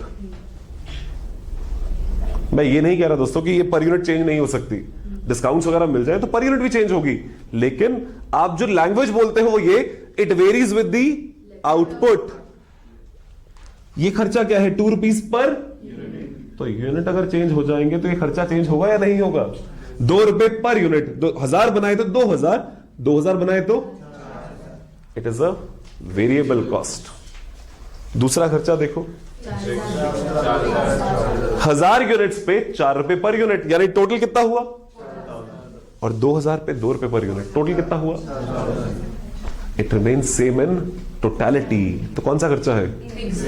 It is not changing with the output. आपका आउटपुट 1000 है या 2000 है, टोटलिटी में कॉस्ट 4000 रुपए है। और जैसे आउटपुट बढ़ गया, क्या वही कॉस्ट जो 4000 रुपए थी पहले 1000 यूनिट पे डिवाइड हो रही थी, अब 2000 पे, तो पर यूनिट कॉस्ट गिर गई दोस्तों। कुछ बात समझ आई दोस्तों? हाँ या ना? तो जो आप अंग्रेजी बोलते हैं ये उसका एक प्रैक्टिकल मतलब है दोस्तों। पक्का? बढ़ाऊं आगे? ओके। अब आते हैं वो तीसरी वाली कॉस्ट। वो तीसरा क्या लिखा है वहां पे? ये क्या बला है दोस्तों? तो एक ऐसी कॉस्ट जिसके अंदर फिक्स्ड एलिमेंट भी हो और वेरिएबल एलिमेंट भी हो। एग्जांपल कोई ले सकता है दोस्तों? टेलीफोन का बिल। ओडी बाबा, कैसे टेलीफोन का बिल मेरे बच्चे? बिल्कुल सही बात है बेटा। बिजली का बिल देखा आप में से किसी ने कभी? आज घर जाके आप अपना इलेक्ट्रिसिटी का बिल देख रहे हैं, तो अगर आप इलेक्ट्रिसिटी बिल भी अगर आप देखें, उसके अंदर कुछ ऐसा मिलेगा दोस्तों आपको। एक होता है fix charge, meter reading charges वगैरह, फिक्स चार्ज। तो हम जब घर मीटर का कनेक्शन लेते हैं, बिजली के मीटर का, तो उस पर हमें लोड बताना होता है कि मुझे 1 किलोवाट का कनेक्शन चाहिए, 3 किलोवाट का चाहिए, 5 किलोवाट का चाहिए, एटसेट्रा एटसेट्रा। घर में कितने एसी चलाते हो उस पर डिपेंड करता है। सो मान लीजिए किसी ने 1 किलोवाट का लोड लिया हुआ है, किसी ने 3 किलोवाट का लोड लिया हुआ है, तो आप चाहे घर को बंद करके चले जाए, 1 महीने के लिए घूमने चले गए, तो भी बिजली का बिल आएगा। इसका बिल कम आएगा, इसका बिल ज्यादा आएगा। बिल के अंदर एक फिक्स चार्ज होता है। फिक्स चार्ज जैसे हम नॉर्मली मीटर रीडिंग चार्ज वगैरह कह देते हैं, बट एक फिक्स्ड इतना अमाउंट आना ही आना है। उसके बाद आप जितना यूज करते हैं उसके हिसाब से बिल आता है कि अगर आप 100 यूनिट यूज कर रहे हैं तो 1 यूनिट 4 रुपए का है, 100 यूनिट 400 रुपए के हो गए। तो इस तरह से तो आपके जो बिजली के बिल का अगर आप कभी ब्रेकअप देखें तो उसमें एक फिक्स कंपोनेंट भी होगा, एक वेरिएबल कंपोनेंट भी होगा। एक कंपोनेंट यूसेज क्या वेरी कर रहा है, दूसरा कंपोनेंट फिक्स्ड है, चाहे यूज करो या ना करो ये खर्चा आएगा ही आएगा। तो क्या मैं कह सकता हूं बिजली का बिल एक सेमी वेरिएबल कॉस्ट है दोस्तों? उसके अंदर फिक्स्ड एलिमेंट भी है और वेरिएबल एलिमेंट भी है। बच्चे ने एक मोबाइल का एग्जांपल लिया, उसी एग्जांपल को यहां पे कोट करता हूं, मेरे साथ देखिएगा दोस्तों।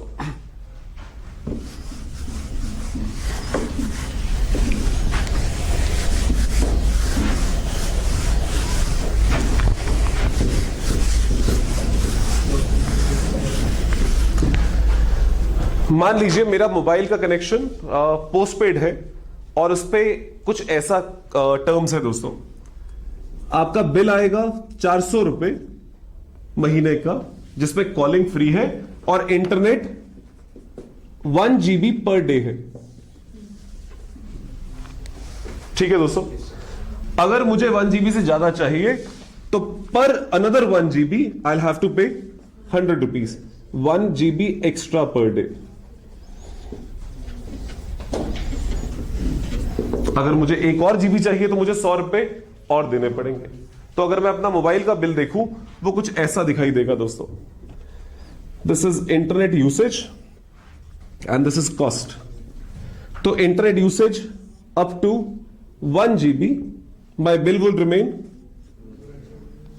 अब चाहे मैं इंटरनेट ना यूज करूं तो भी बिल 400 रुपए आएगा, 100 MB यूज करूं तो भी इतना आएगा, 900 MB यूज करूं तो भी इतना आएगा, 1 GB तक भी इतना ही आएगा।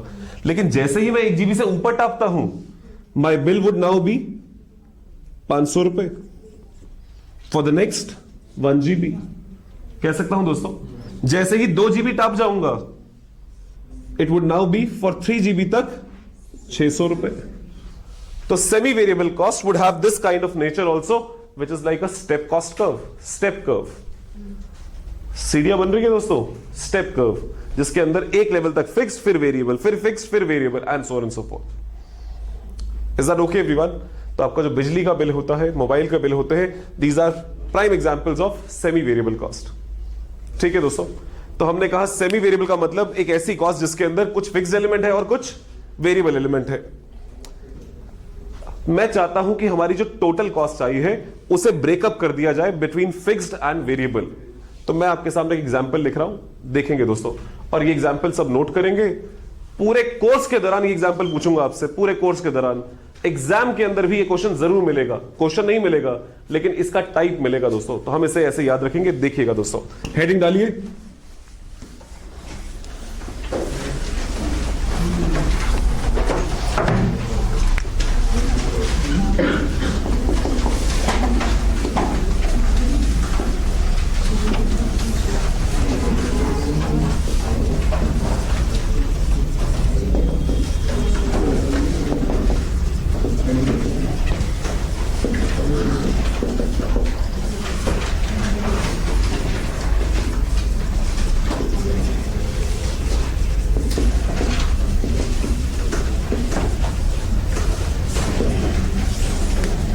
एक बार हेडिंग पढ़ दीजिए दोस्तों।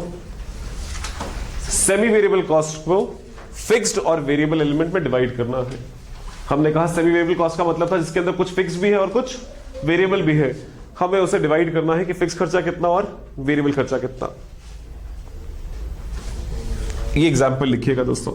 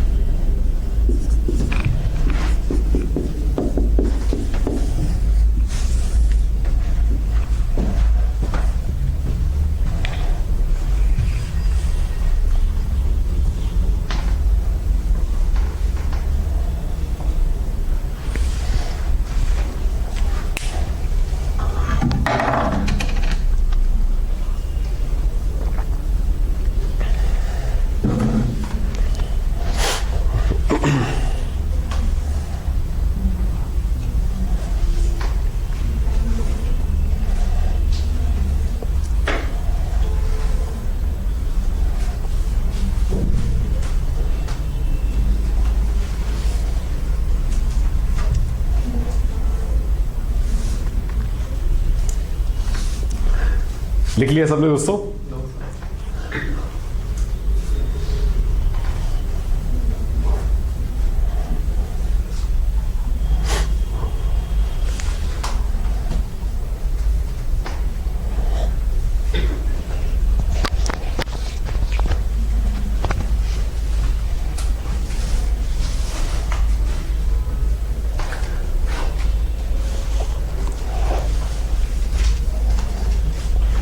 चलिए दोस्तों देखते हैं। मिस्टर एक्स एक बिजनेसमैन है दोस्तों, जीन्स का बिजनेस करते हैं, जीन्स खरीदते और बेचते हैं। उनका शॉप रजौरी गार्डन में है। जीन्स खरीदने सरोजनी नगर जाते हैं, वहां से सस्ती खरीद के आते हैं और रजौरी गार्डन मार्केट में बेच देते हैं। आना जाना सिर्फ और सिर्फ टैक्सी से करते हैं, राइट? और एक ही टैक्सी में जितनी मर्जी जीन्स ला सकते हैं, यानी 2 जीन्स होगी तो भी एक टैक्सी, 1000 जीन्स होगी तो भी एक टैक्सी, तो एक टैक्सी में जितना मर्जी जीन्स ला सकते हैं वो। पिछली 2 बार जब वो सरोजनी नगर गए हैं तो उनकी कॉस्ट की कुछ डिटेल्स आपको दी हुई है, देखिएगा दोस्तों। पहली बार जब वो सरोजनी नगर गए तो 2 जीन्स खरीद के आए और 2 जीन्स की टोटल कॉस्ट 5000 रुपए आई है। इस टोटल कॉस्ट में 2 एलिमेंट्स है दोस्तों, एक जीन्स की कॉस्ट और दूसरा टैक्सी का भाड़ा। अगली बार जब वो जीन्स खरीदने गए तो 20 जीन्स खरीद के आए और टोटल कॉस्ट 41,000 आई है दोस्तों, 41,000। आपको बताना है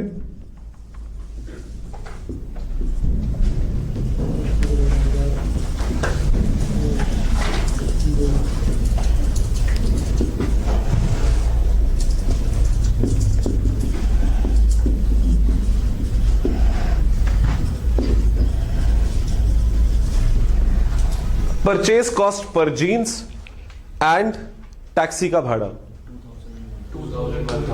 2000 and 1000। 2000 क्या है? जीन्स की कॉस्ट, और 1000 क्या है? कैसे बेटा?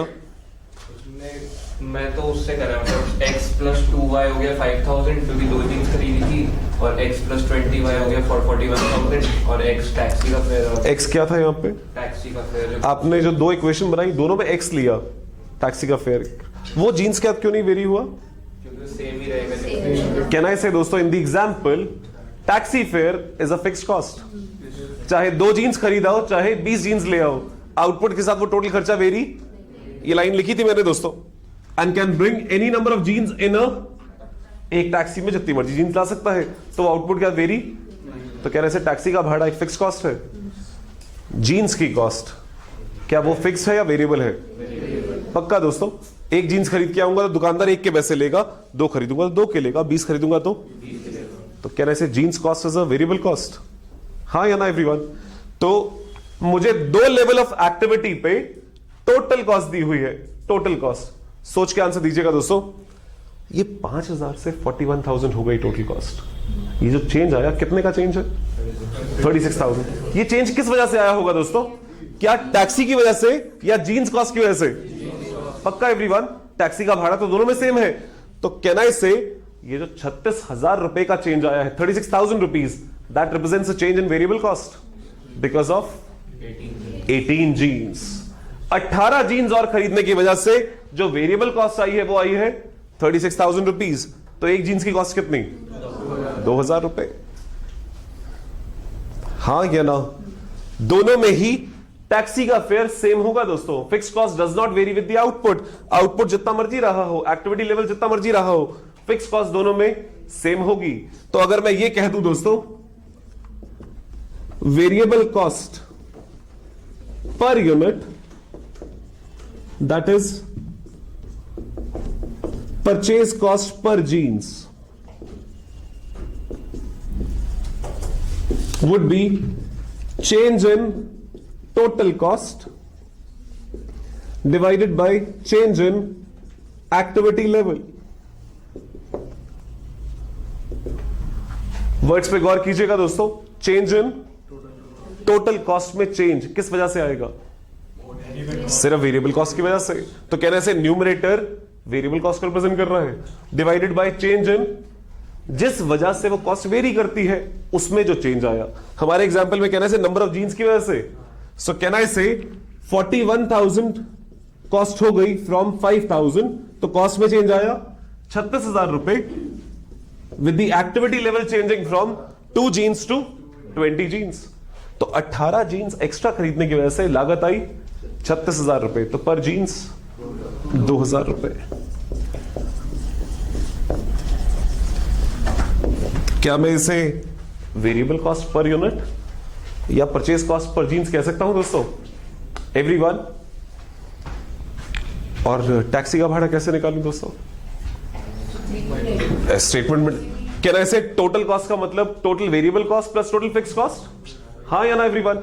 एक जीन्स की कॉस्ट 2,000 रुपए है, तो 2 जीन्स की कॉस्ट 4,000, मेरी टोटल कॉस्ट 5,000 है और टोटल वेरिएबल कॉस्ट 4,000 है, तो फिक्स कॉस्ट 1,000 रुपए है। Taxi fare is 1,000। आप चाहे तो इस लेवल पे डाल के देख लीजिए, 20 जीन्स और एक जीन्स 2,000 की, तो 20 जीन्स हो गई 40,000 की, टोटल वेरिएबल कॉस्ट 40,000, तो फिक्स कॉस्ट हो गई 1,000 रुपए। और फिक्स कॉस्ट आउटपुट का चेंज तो दोनों लेवल्स पे 1,000 है, वही होनी चाहिए थी दोस्तों।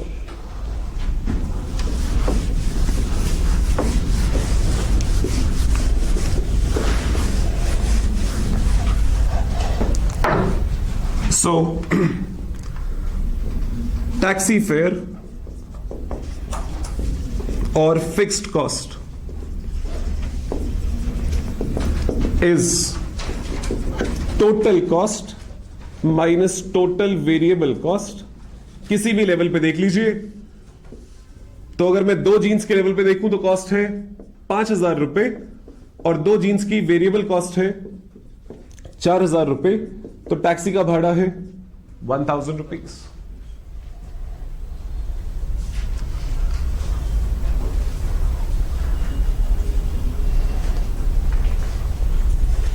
ये ठीक है दोस्तों, ऑल ऑफ यू?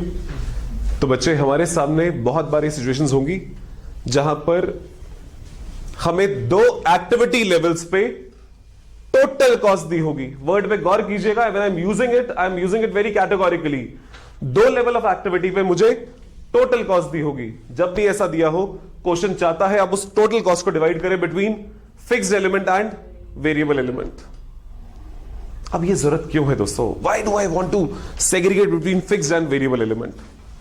बेटा, जब मैं ये प्लानिंग करूं, आप बताएं मुझे, मैनेजमेंट में आपने अभी कंट्रोलिंग की बात करी, कंट्रोलिंग में आपका पहला काम था सेटिंग स्टैंडर्ड्स। सोच के आंसर दीजिएगा दोस्तों, ये स्टैंडर्ड्स कब कंट्रोलिंग के टाइम सेट होते होंगे या प्लानिंग के टाइम सेट होते होंगे? आपने मैनेजमेंट का पहला फंक्शन पढ़ा था प्लानिंग, तो प्लानिंग के टाइम पे हम स्टैंडर्ड सेट करते हैं, पूरे साल एक्चुअल परफॉर्मेंस होती है, एंड में हम कंट्रोल करते हैं by comparing standards with actuals. यही होता था दोस्तों। जब मुझे अपने स्टैंडर्ड सेट करने हैं, मुझे अपने बजट्स बनाने हैं, बजट बनाना है दोस्तों। बजट, क्या हम बजट बनाते होंगे?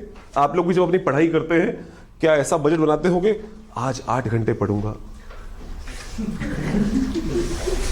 और दिन के एंड पे बात अलग रह जाती है, लेकिन बजट तो बनाते हैं दोस्तों। हम लोग भी जब प्लानिंग करते हैं ऐसा होता है। तो बिजनेस के अंदर भी जब बजट्स बनाए जाते हैं, हम सोचते हैं अगर इकोनॉमी की हालत अच्छी रही तो इस साल 10 लाख पीस बेचूंगा, तो 10 लाख पीस में मेरी कॉस्ट कितनी आएगी, मेरी सेल्स कितनी होगी, मेरा प्रॉफिट कितना होगा, ये हमारा एक बजट है। साथ ही दोस्तों, क्या इकोनॉमी में डाउनटर्न भी आ सकता है? हमने तो अच्छी हालत सोची, क्या बुरी हालत भी हो सकती है? अगर इकोनॉमी की हालत बुरी हुई तो मैं 10 लाख नहीं 6 लाख पीस बेच पाऊंगा, तो 6 लाख बनाऊंगा, 6 लाख बेचूंगा, तो कॉस्ट कितनी आएगी? 6 लाख के हिसाब से। अब आप बता दीजिए, अगर मुझे ये 2 लेवल के बजट बनाने हैं, 10 लाख और 6 लाख, कौन सा खर्चा चेंज होगा दोस्तों? सिर्फ वेरिएबल खर्चा। तो क्या मुझे अपनी कॉस्ट में कितना वेरिएबल है, कितना फिक्स्ड है, ये बात पता होनी चाहिए दोस्तों, ताकि मैं अपने सारे एनालिसिस कर सकूं कि अगर 6 लाख यूनिट बनाए तो फिक्स तो सेम ही रहेगा, what will change is only the variable. कह सकता हूं दोस्तों, दैट्स व्हाई अगर मुझे कभी भी 2 एक्टिविटी लेवल्स पे टोटल कॉस्ट दी हो, तो क्वेश्चन चाहता है मैं उसे सेग्रीगेट करूं between fixed and variable element. समझ आती है बात दोस्तों? Okay, now let's come to आपके बिजली के बिल का एग्जांपल लेते हैं। ये हटा दूं दोस्तों, क्या ये जीन्स वाला एग्जांपल याद रह जाएगा? पक्का कोर्स के आखिरी दिन तक आपको दिखाऊंगा दोस्तों। एग्जाम के अंदर हर बार पेपर के अंदर एक क्वेश्चन होता है, चाहे वो छोटा ऐसा ही क्वेश्चन हो या एक बड़े क्वेश्चन के अंदर आई हुई इंफॉर्मेशन हो जिसे हमें डिकोड करना हो, लेकिन वहां पर ये फैक्ट जरूर होता है जहां पे 2 लेवल पे मुझे टोटल कॉस्ट दी होती है और मुझे उसे डिवाइड करना होता है वेरिएबल और फिक्स के अंदर। अब ये जरा एग्जांपल देखिएगा दोस्तों, आपके बिजली के बिल का एग्जांपल, सिर्फ देखिएगा सब सामने दोस्तों। दोस्तों 1 मंथ, लेट्स से जनवरी का महीना और ये फरवरी का महीना, बिजली के जो यूनिट्स, बिजली के बिल में यूनिट्स होते हैं दोस्तों, आपने जो यूनिट्स यूज किए वो है 200 यूनिट्स और आपका बिजली का बिल आया 1200 रुपए। ठीक है दोस्तों, ये है आपका data. Let's, this is amount, let's put it this way, this is January. Now let's come to February data. Feb के महीने में आपने 400 यूनिट्स यूज किए और आपका बिल आया 1600 रुपए। अब आप बता सकते हैं दोस्तों, क्या मैं कह सकता हूं एक्टिविटी लेवल है 200 यूनिट या 400, और आपको दिया हुआ है बिल का टोटल अमाउंट, बिजली का टोटल बिल कितना आया। मुझे बता दीजिए बिल में फिक्स्ड खर्चा कितना और पर यूनिट वेरिएबल कॉस्ट कितनी। 800 कैसे मेरे बच्चे? एग्जैक्टली सेम लाइंस में दोस्तों, 200 यूनिट चेंज होने पे बिजली का बिल बढ़ रहा है 400 रुपए, तो पर यूनिट बिजली का यूनिट है 2 रुपए, एक यूनिट की कॉस्ट आती है 2 रुपए। अगर 2 रुपए एक यूनिट की कॉस्ट है तो 200 यूनिट्स की हो गई 400, यानी बाकी 800 रुपए फिक्स कॉस्ट है। अग्री करते हो सब दोस्तों? तो किसी भी केस में दोस्तों, चाहे वो जीन्स हो, चाहे आउटपुट हो, चाहे बिजली के यूनिट्स हो, अगर कभी भी दो एक्टिविटी लेवल पे टोटल कॉस्ट दी है तो क्वेश्चन चाहता है मैं उसे सेग्रीगेट करूं बिटवीन। अगर अब ये सब जानने के बाद आपको कह दिया जाए बेटा अगले महीने हमारा एस्टिमेट है कि हम 500 यूनिट बिजली कंज्यूम करेंगे, तो बताओ बिल कितना आएगा? निकाल सकते हैं दोस्तों? तो ये सब एनालिसिस जो करने हैं उसके लिए मुझे ये सब एलिमेंट समझने की जरूरत है। तो अगर 2 रुपए पर यूनिट वेरिएबल है और मैं अगले महीने 500 यूनिट्स बनाने का प्लान कर रहा हूं, तो मेरी वेरिएबल कॉस्ट होगी 2 × 500 और फिक्स कॉस्ट होगी 800 रुपए। तो मेरी टोटल कॉस्ट अगले महीने की कैन बी बजटेड एट 1800 रुपए। Is that okay everyone? तो आओ जरा अपने असाइनमेंट के आखिरी पेज पे, क्वेश्चन नंबर 1 देखो दोस्तों।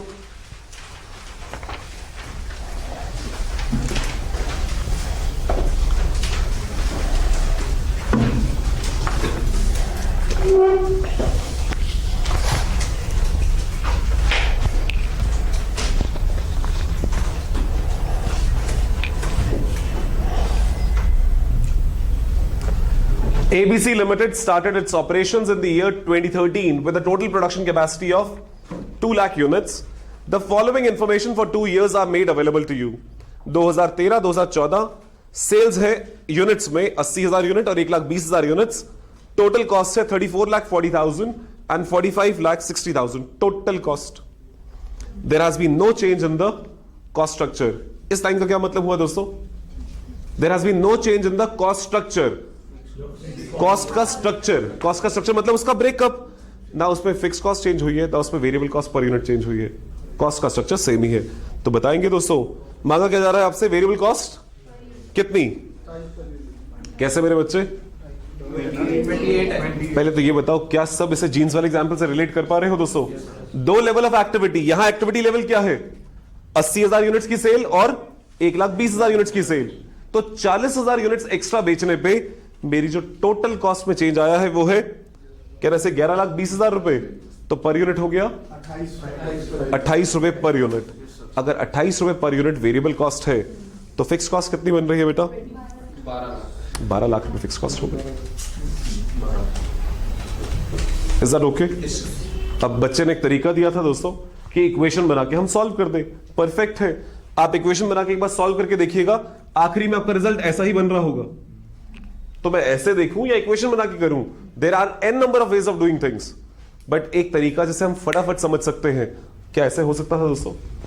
मेरी आप जब बार बार कहते हैं वेरिएबल कॉस्ट वो है जो आउटपुट के साथ वेरी होती है, तो आउटपुट के साथ जो चेंज आया कॉस्ट में वो सिर्फ और सिर्फ वेरिएबल कॉस्ट को रिप्रेजेंट करता है। इसीलिए हमने कहा that represents variable cost per unit. Is that okay everyone? बढ़ाऊं आगे दोस्तों? चलिए, अब जो ये नेचर की बातें करी हैं दोस्तों कॉस्ट की, इसका एक यूसेज देखते हैं। देखें आपको कितनी ये बात समझ आती है दोस्तों।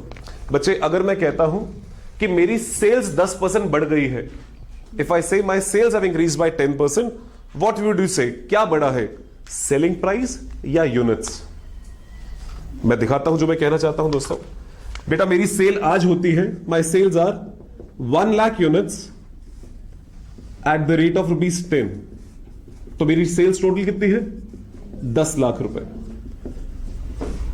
राइट दोस्तों, तो सेल्स के दो कंपोनेंट्स हैं, एक है यूनिट्स जो बेचे और दूसरा है सेलिंग प्राइस। अगर मैं आपको यह इंफॉर्मेशन दूं कि मेरी सेल्स 10% बढ़ गई है, तो क्या बढ़ गया? पक्का एवरीवन? पक्का एवरीवन? तो इसका मतलब अभी सेल अगर 10 लाख है तो अगले साल मेरी सेल्स 11 लाख है, 10% बढ़ गई। लेकिन किस वजह से बढ़ी? यूनिट्स की वजह से। पक्का एवरीवन? अगर मेरे यूनिट्स बढ़ गए तो क्या मेरी वेरिएबल कॉस्ट में भी चेंज आएगा? यस और नो? पर यूनिट वेरिएबल कॉस्ट या टोटल वेरिएबल कॉस्ट? पक्का एवरीवन? तो अगर यूनिट्स बढ़ेंगे तो क्या चेंज होगा? वेरिएबल कॉस्ट कौन सी, पर यूनिट या टोटल? टोटल ना। पक्का एवरीवन? आओ जरा देखिए क्वेश्चन नंबर 2 देखिएगा।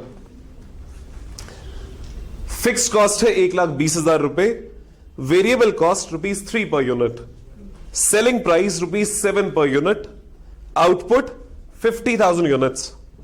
Determine the profit for each of the following situation with the above data. Everyone, कुछ डेटा आपको एग्जिस्टिंग दिया हुआ है और नीचे कुछ सिनेरियो दिए हैं। पहले आप मुझे ये बताएंगे आज के दिन हम कितने यूनिट्स बेच रहे हैं? We are selling 50,000 units. किस रेट पे बेच रहे हैं दोस्तों? 7 रुपए पर यूनिट की। तो टोटल सेल्स हो गई हमारी। चलिए मैं कुछ लिखता हूं दोस्तों।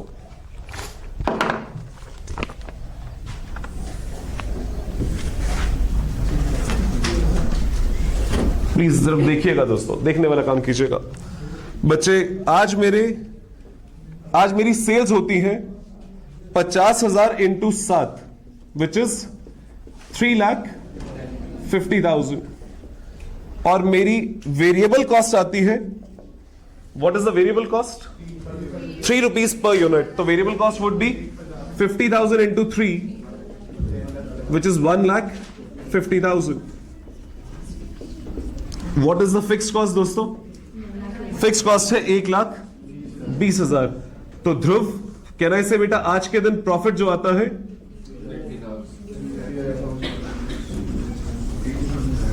कितना? 80,000। ये मेरा करंट सिनेरियो है दोस्तों। अग्री करते हो सब दोस्तों? अब क्वेश्चन आपसे क्या मांग रहा है? ये नीचे दिए हुए 6 सिचुएशंस में आपको प्रॉफिट निकालना है। 6 सिचुएशन अलग अलग है, 6 की 6 सिचुएशन में आपको प्रॉफिट निकालना है। पहली सिचुएशन देखिएगा, डेटा प्रॉफिट निकाल दीजिए with the data given above. वो तो हमने निकाल दिया दोस्तों, that's the first situation. Second situation, with a 10% increase in output and, English to Hindi कर दो, क्या हुआ? आउटपुट मतलब जो यूनिट्स बनाए वो बढ़ गए 10% और वो सारे बिक भी गए। राइट दोस्तों? तो बताइए दोस्तों सेकंड सिचुएशन बताइए। आउटपुट मतलब क्या? कितना हो गया आउटपुट अगली बार? 55,000। तो 55,000, क्या सेलिंग प्राइस में कोई चेंज आया? नहीं। तो मेरी सेल्स हो गई 3,85,000। एक तरह से मेरी सेल्स बढ़ गई 10% दोस्तों। अब बता दीजिए क्या वेरिएबल कॉस्ट पे कोई चेंज आएगा? वेरिएबल कॉस्ट बिल्कुल आएगा दोस्तों। अगर यूनिट्स चेंज हुए हैं तो वेरिएबल कॉस्ट भी चेंज होगी। अब पहले वेरिएबल कॉस्ट कितने यूनिट्स पे आई थी, अब कितने पे आएगी? तो 55,000 इंटू 3 1,65,000। क्या बेटा आउटपुट के साथ ये भी बढ़ गई? और आप ही तो कहते the variable cost is which changes with the output. Fix cost में कोई चेंज नहीं बोला हुआ इस केस में, तो फिक्स कॉस्ट वुड रिमेन 120। तो ये टोटल प्रॉफिट बन गया मेरे बच्चे 1 लाख रुपए का मुनाफा। अब ठीक है बेटा। Next scenario, with a 10% increase in fix cost. अब की बार क्या चेंज हुआ? यूनिट चेंज हुए, वेरिएबल कॉस्ट चेंज हुई या फिक्स कॉस्ट चेंज हुई?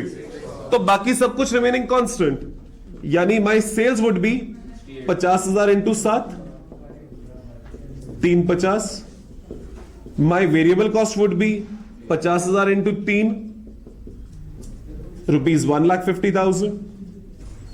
My fixed cost would be rupees 1,20,000. Sorry, this is 1,20,000 plus 10%, which makes it out to 1,32,000. So my profit now is 68,000. ये ठीक है बच्चे। Next one, with a 10% increase in variable cost. रुकिएगा दोस्तों, क्या change हो रहा है? ये आपका बेस सिनारियो था, देख के बताइए क्या चेंज हुआ।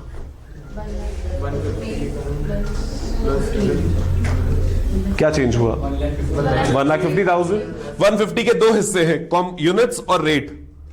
क्या चेंज हुआ? रेट। पक्का ना दोस्तों? वेरिएबल कॉस्ट चेंज हुई तो ये 3 रुपए का रेट जो है बढ़ के हो गया 3 रुपए 30 पैसा। यूनिट चेंज नहीं हुए दोस्तों, क्योंकि अगर यूनिट चेंज होते तो यहां भी चेंज होते। अग्री करते हो सब दोस्तों? तो what is changing is variable cost. तो वेरिएबल कॉस्ट जो पहले 3 रुपए आती थी अब 3 रुपए 30 पैसे आती है। तो sales would remain 50,000 into 7, 3,50,000। Variable cost now is 50,000 into 3 plus 10%, which makes it out to 3.3, and this total works out to 1,65,000, and fixed cost is 1,20,000, उसमें कोई चेंज नहीं हुआ, तो this total works out to 65,000.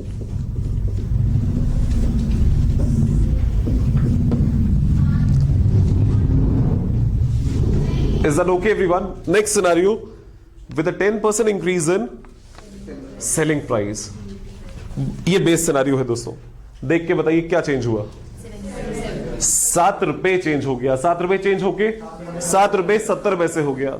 मुझे बताएंगे दोस्तों, अगर selling price change होता है, क्वांटिटी की बात नहीं कर रहा, सिर्फ प्राइस, क्या वेरिएबल कॉस्ट पे कोई चेंज आएगा? नहीं। लेकिन क्वांटिटी चेंज हो रही थी तो वेरिएबल की भी क्वांटिटी चेंज हो रही थी। बट यहां क्या चेंज हुआ है आखिरी सिनारियो में? सिर्फ सेलिंग प्राइस। तो now my selling price is 50,000 into 7.7, which is 7 rupee plus 10%, and this works out to beta 3,85,000. My variable cost remains same at 50,000 into 3, which is 1,50,000. My fixed cost remains same at 1,20,000. So my profit is 1,15,000. मैं चाहूंगा आप सब 2 minute के लिए सामने देखें और मुझे बताएं, सेकंड सिनारियो में भी सेल्स 3,85,000 थी और फिफ्थ सिनारियो में भी सेल्स 3,85,000 है। बट क्या दोनों में कुछ फर्क है दोस्तों? सेकंड सिनारियो में आउटपुट बढ़ाया, आखिरी सिनारियो में। अब आप बताएं दोस्तों, अगर मैं अपना सेलिंग प्राइस बढ़ा देता हूं लेकिन मेरी वेरिएबल कॉस्ट सेम रहती है, मतलब 3 में बनाता था और 7 में बेचता था दोस्तों, I was making it for 3 rupees and मैं 4 रुपए और जोड़ के 7 में बेचता था। अब अगर मैं इस 7 रुपए को 7 रुपए 70 पैसे कर दूं तो क्या मेरा मार्जिन बढ़ जाएगा दोस्तों? आप देखें, सेकेंड सिनारियो और फिफ्थ सिनारियो में प्रॉफिट में फर्क है दोस्तों। क्यों फर्क हुआ? क्योंकि आपकी वेरिएबल कॉस्ट नहीं बढ़ी दोस्तों, व्हाट चेंज वाज सिर्फ मार्जिन। तो आपका प्रॉफिट वहां ज्यादा बढ़ गया दोस्तों, ज्यादा मार्जिन कमा लिया आपने। आखिरी सिनारियो देखिएगा, लास्ट सिनारियो क्या है। इन सब सिचुएशंस को कंसिडरेशन में लेते हुए अब बताना है दोस्तों। तो पहले ये बताइए, सब सिचुएशन का मतलब क्या हुआ? क्या क्या increase? Output increase, selling price increase, variable cost increase और फिक्स कॉस्ट भी इंक्रीज। यही सब है दोस्तों। तो डाल देते हैं। पहले ये बताइए, आउटपुट कितना होगा? 55,000। सेलिंग प्राइस कितना होगा? 7.7 and this works out to 423500। Okay, variable cost would now be कितने यूनिट्स पे? 55,000 into 3.3 and this works out to 1,81,500 and fixed cost would now be 120. So my 132. Fixed cost भी तो change हुई थी, 132 and this profit is 1,10,000.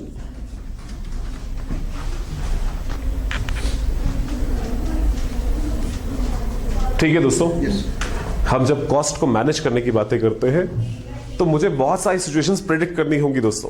क्या change होगा, कितना change होगा, बजट कैसे बनाऊं। जो हम प्लानिंग फेज की बात करते हैं, प्लान कौन बनाता होगा दोस्तों? एक बिजनेस के अंदर प्लान कौन बना रहा है? एक बिजनेस मैनेजर, क्या प्लान बनाने के लिए, बजट्स बनाने के लिए बहुत सारी एक्सपीरियंस, बहुत सारी नॉलेज की जरूरत है। तो इसीलिए एनालिसिस किए जाते हैं, क्या चेंज हो सकता है, अगले साल किस चीज का इंपैक्ट आएगा, क्या मैं अपना सेलिंग प्राइस बढ़ा पाऊंगा, सेलिंग प्राइस बढ़ाऊंगा तो मार्केट बढ़ेगी, मेरी सेल बढ़ेगी या घट जाएगी, वो सब चीजों के इंपैक्ट सोचे जाते हैं। And then we create our budgets. समझ आती है बात दोस्तों? Everyone okay. तो बेटा हम कॉस्ट के तीसरे सेग्रीगेशन पे थे, तीसरी क्लासिफिकेशन पे थे। पहला किया था हमने based on elements of cost. Elements of cost was material, labour and expenses. दूसरा किया हमने on the basis of nature of cost के बेस पे हमने कर दिया डायरेक्ट एंड इनडायरेक्ट। डायरेक्ट का मतलब क्या था? which can be directly associated with the end product, and indirect was जो डायरेक्टली एसोसिएट तो नहीं हो सकता बट किसी बेसिस पे अपोर्शन किया जा सकता है, एट्रीब्यूट किया जा सकता है, right?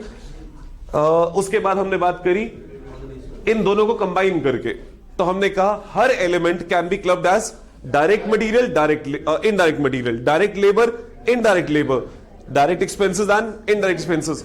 All indirect expenses taken together was termed as overheads. Overheads, overheads का मतलब ही दोस्तों, अगर इस वर्ड को आप समझ जाएं तो ओवरहेड का मतलब ये नहीं है कि ओवर द हेड जो कॉस्ट निकल जाए, but over and above the direct cost. Direct cost के अलावा जब हम पेन को देखते हैं तो कहते हैं इस पे प्लास्टिक लगा होगा, लेबर लगी होगी, वो इसकी डायरेक्ट कॉस्ट है। इस डायरेक्ट कॉस्ट के ओवर एंड अबव जो कॉस्ट आती है वो सारी इनडायरेक्ट कॉस्ट, ओवरहेड्स। भाई फैक्ट्री का रेंट, वो भी तो इस मार्कर को बनाने के लिए आया, तो वो डायरेक्टली इससे एसोसिएट नहीं हो रहा, बट वो भी खर्चा है। तो all those which are over and above the direct cost are termed as overheads, right? फिर हम पहुंचे तीसरी सेग्रीगेशन पे, फिक्स्ड कॉस्ट। फिक्स्ड कॉस्ट जो एक within a defined activity level, it does not change with the output, it does not change in totality with the output। Per unit change होगी, अगर output बढ़ेगा तो पर यूनिट फिक्स्ड कॉस्ट कम होती जाएगी, क्योंकि उस कॉस्ट को डिवाइड करने के लिए उतने यूनिट ज्यादा हो गए, तो पर यूनिट कॉस्ट कम होती जाएगी। Variable cost which changes with the output in totality, normally per unit same रहती है अनलेस इकोनॉमीज ऑफ स्केल वगैरह मिल रहा हो, और टोटलिटी में आउटपुट के साथ चेंज करती है, राइट दोस्तों? और सेमी वेरिएबल कॉस्ट जिसमें फिक्स्ड भी हो और वेरिएबल भी हो। And then we talked about semi variable को सेग्रीगेट कैसे किया जाता है। सेग्रीगेट करने के और भी तरीके होते हैं दोस्तों, जो आने वाले टाइम में देखेंगे। मैंने एक तरीका कराया आपको कि अगर दो लेवल ऑफ एक्टिविटी पे टोटल कॉस्ट दी हो तो change in total cost upon change in activity level, that gives you what? पर unit variable cost, per unit variable cost, right दोस्तों? चलिए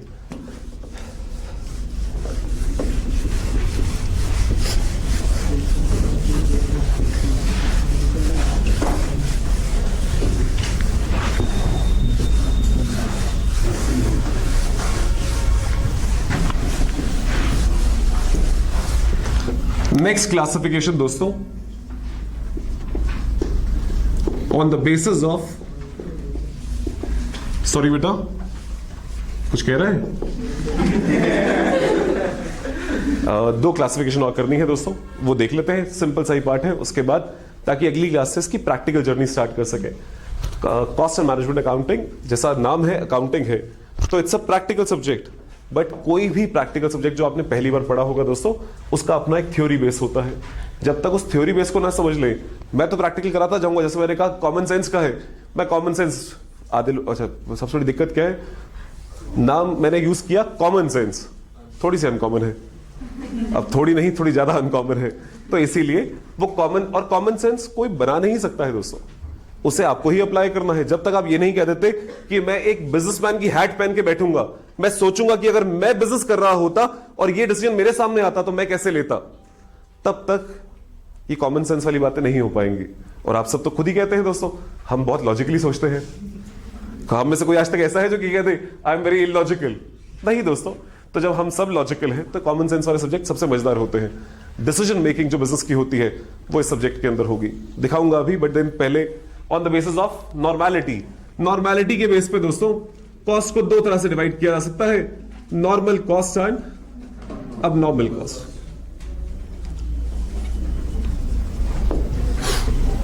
अब ये वर्ड्स आप डिफाइन कर सकते हैं दोस्तों। नॉर्मल लॉस, अबनॉर्मल लॉस आपने पढ़ा है, तो नॉर्मल कॉस्ट, अबनॉर्मल कॉस्ट क्या होगी दोस्तों? नॉर्मल जो नॉर्मल कोर्स ऑफ बिजनेस में होती है प्रोडक्ट को बनाने के लिए जो नॉर्मली कॉस्ट इंकर होती है, that's termed as normal cost. And abnormal cost is जो आप एक्सपेक्ट नहीं करते हैं दोस्तों। हम अबनॉर्मल लॉस को भी कैसे डिफाइन करते थे? Any loss which is not expected, ऐसे ही बोलते थे दोस्तों। तो एग्जैक्टली वही अब normal cost and normal cost. अब आप बताएं, जब हम कोई स्टैंडर्ड सेट करते हैं या बजट बनाते होंगे तो किस कॉस्ट को बेस लेके, नॉर्मल कॉस्ट या अब नॉर्मल कॉस्ट? क्योंकि आप एक्सपेक्ट किस कॉस्ट को कर रहे हो दोस्तों। अगर आप ये कहते हो मैं बजट बनाते हुए इसको भी सोचता हूं, तो फिर तो आप एक्सपेक्ट कर रहे हो, फिर तो ये अब नॉर्मल हुई नहीं दोस्तों। So we take into consideration the normal cost and we try to take precautions कि अब नॉर्मल कॉस्ट इंकर ही ना हो, राइट एवरीवन। उसके अलावा एक लास्ट दोस्तों, on the basis of controllability. बेटा कॉस्ट को स्टडी करने के और भी बहुत सारे तरीके हो सकते हैं, लेकिन इन 5 में फोकस कर रहा हूं। कुछ रीजन है on the basis of controllability, controllable cost and uncontrollable cost.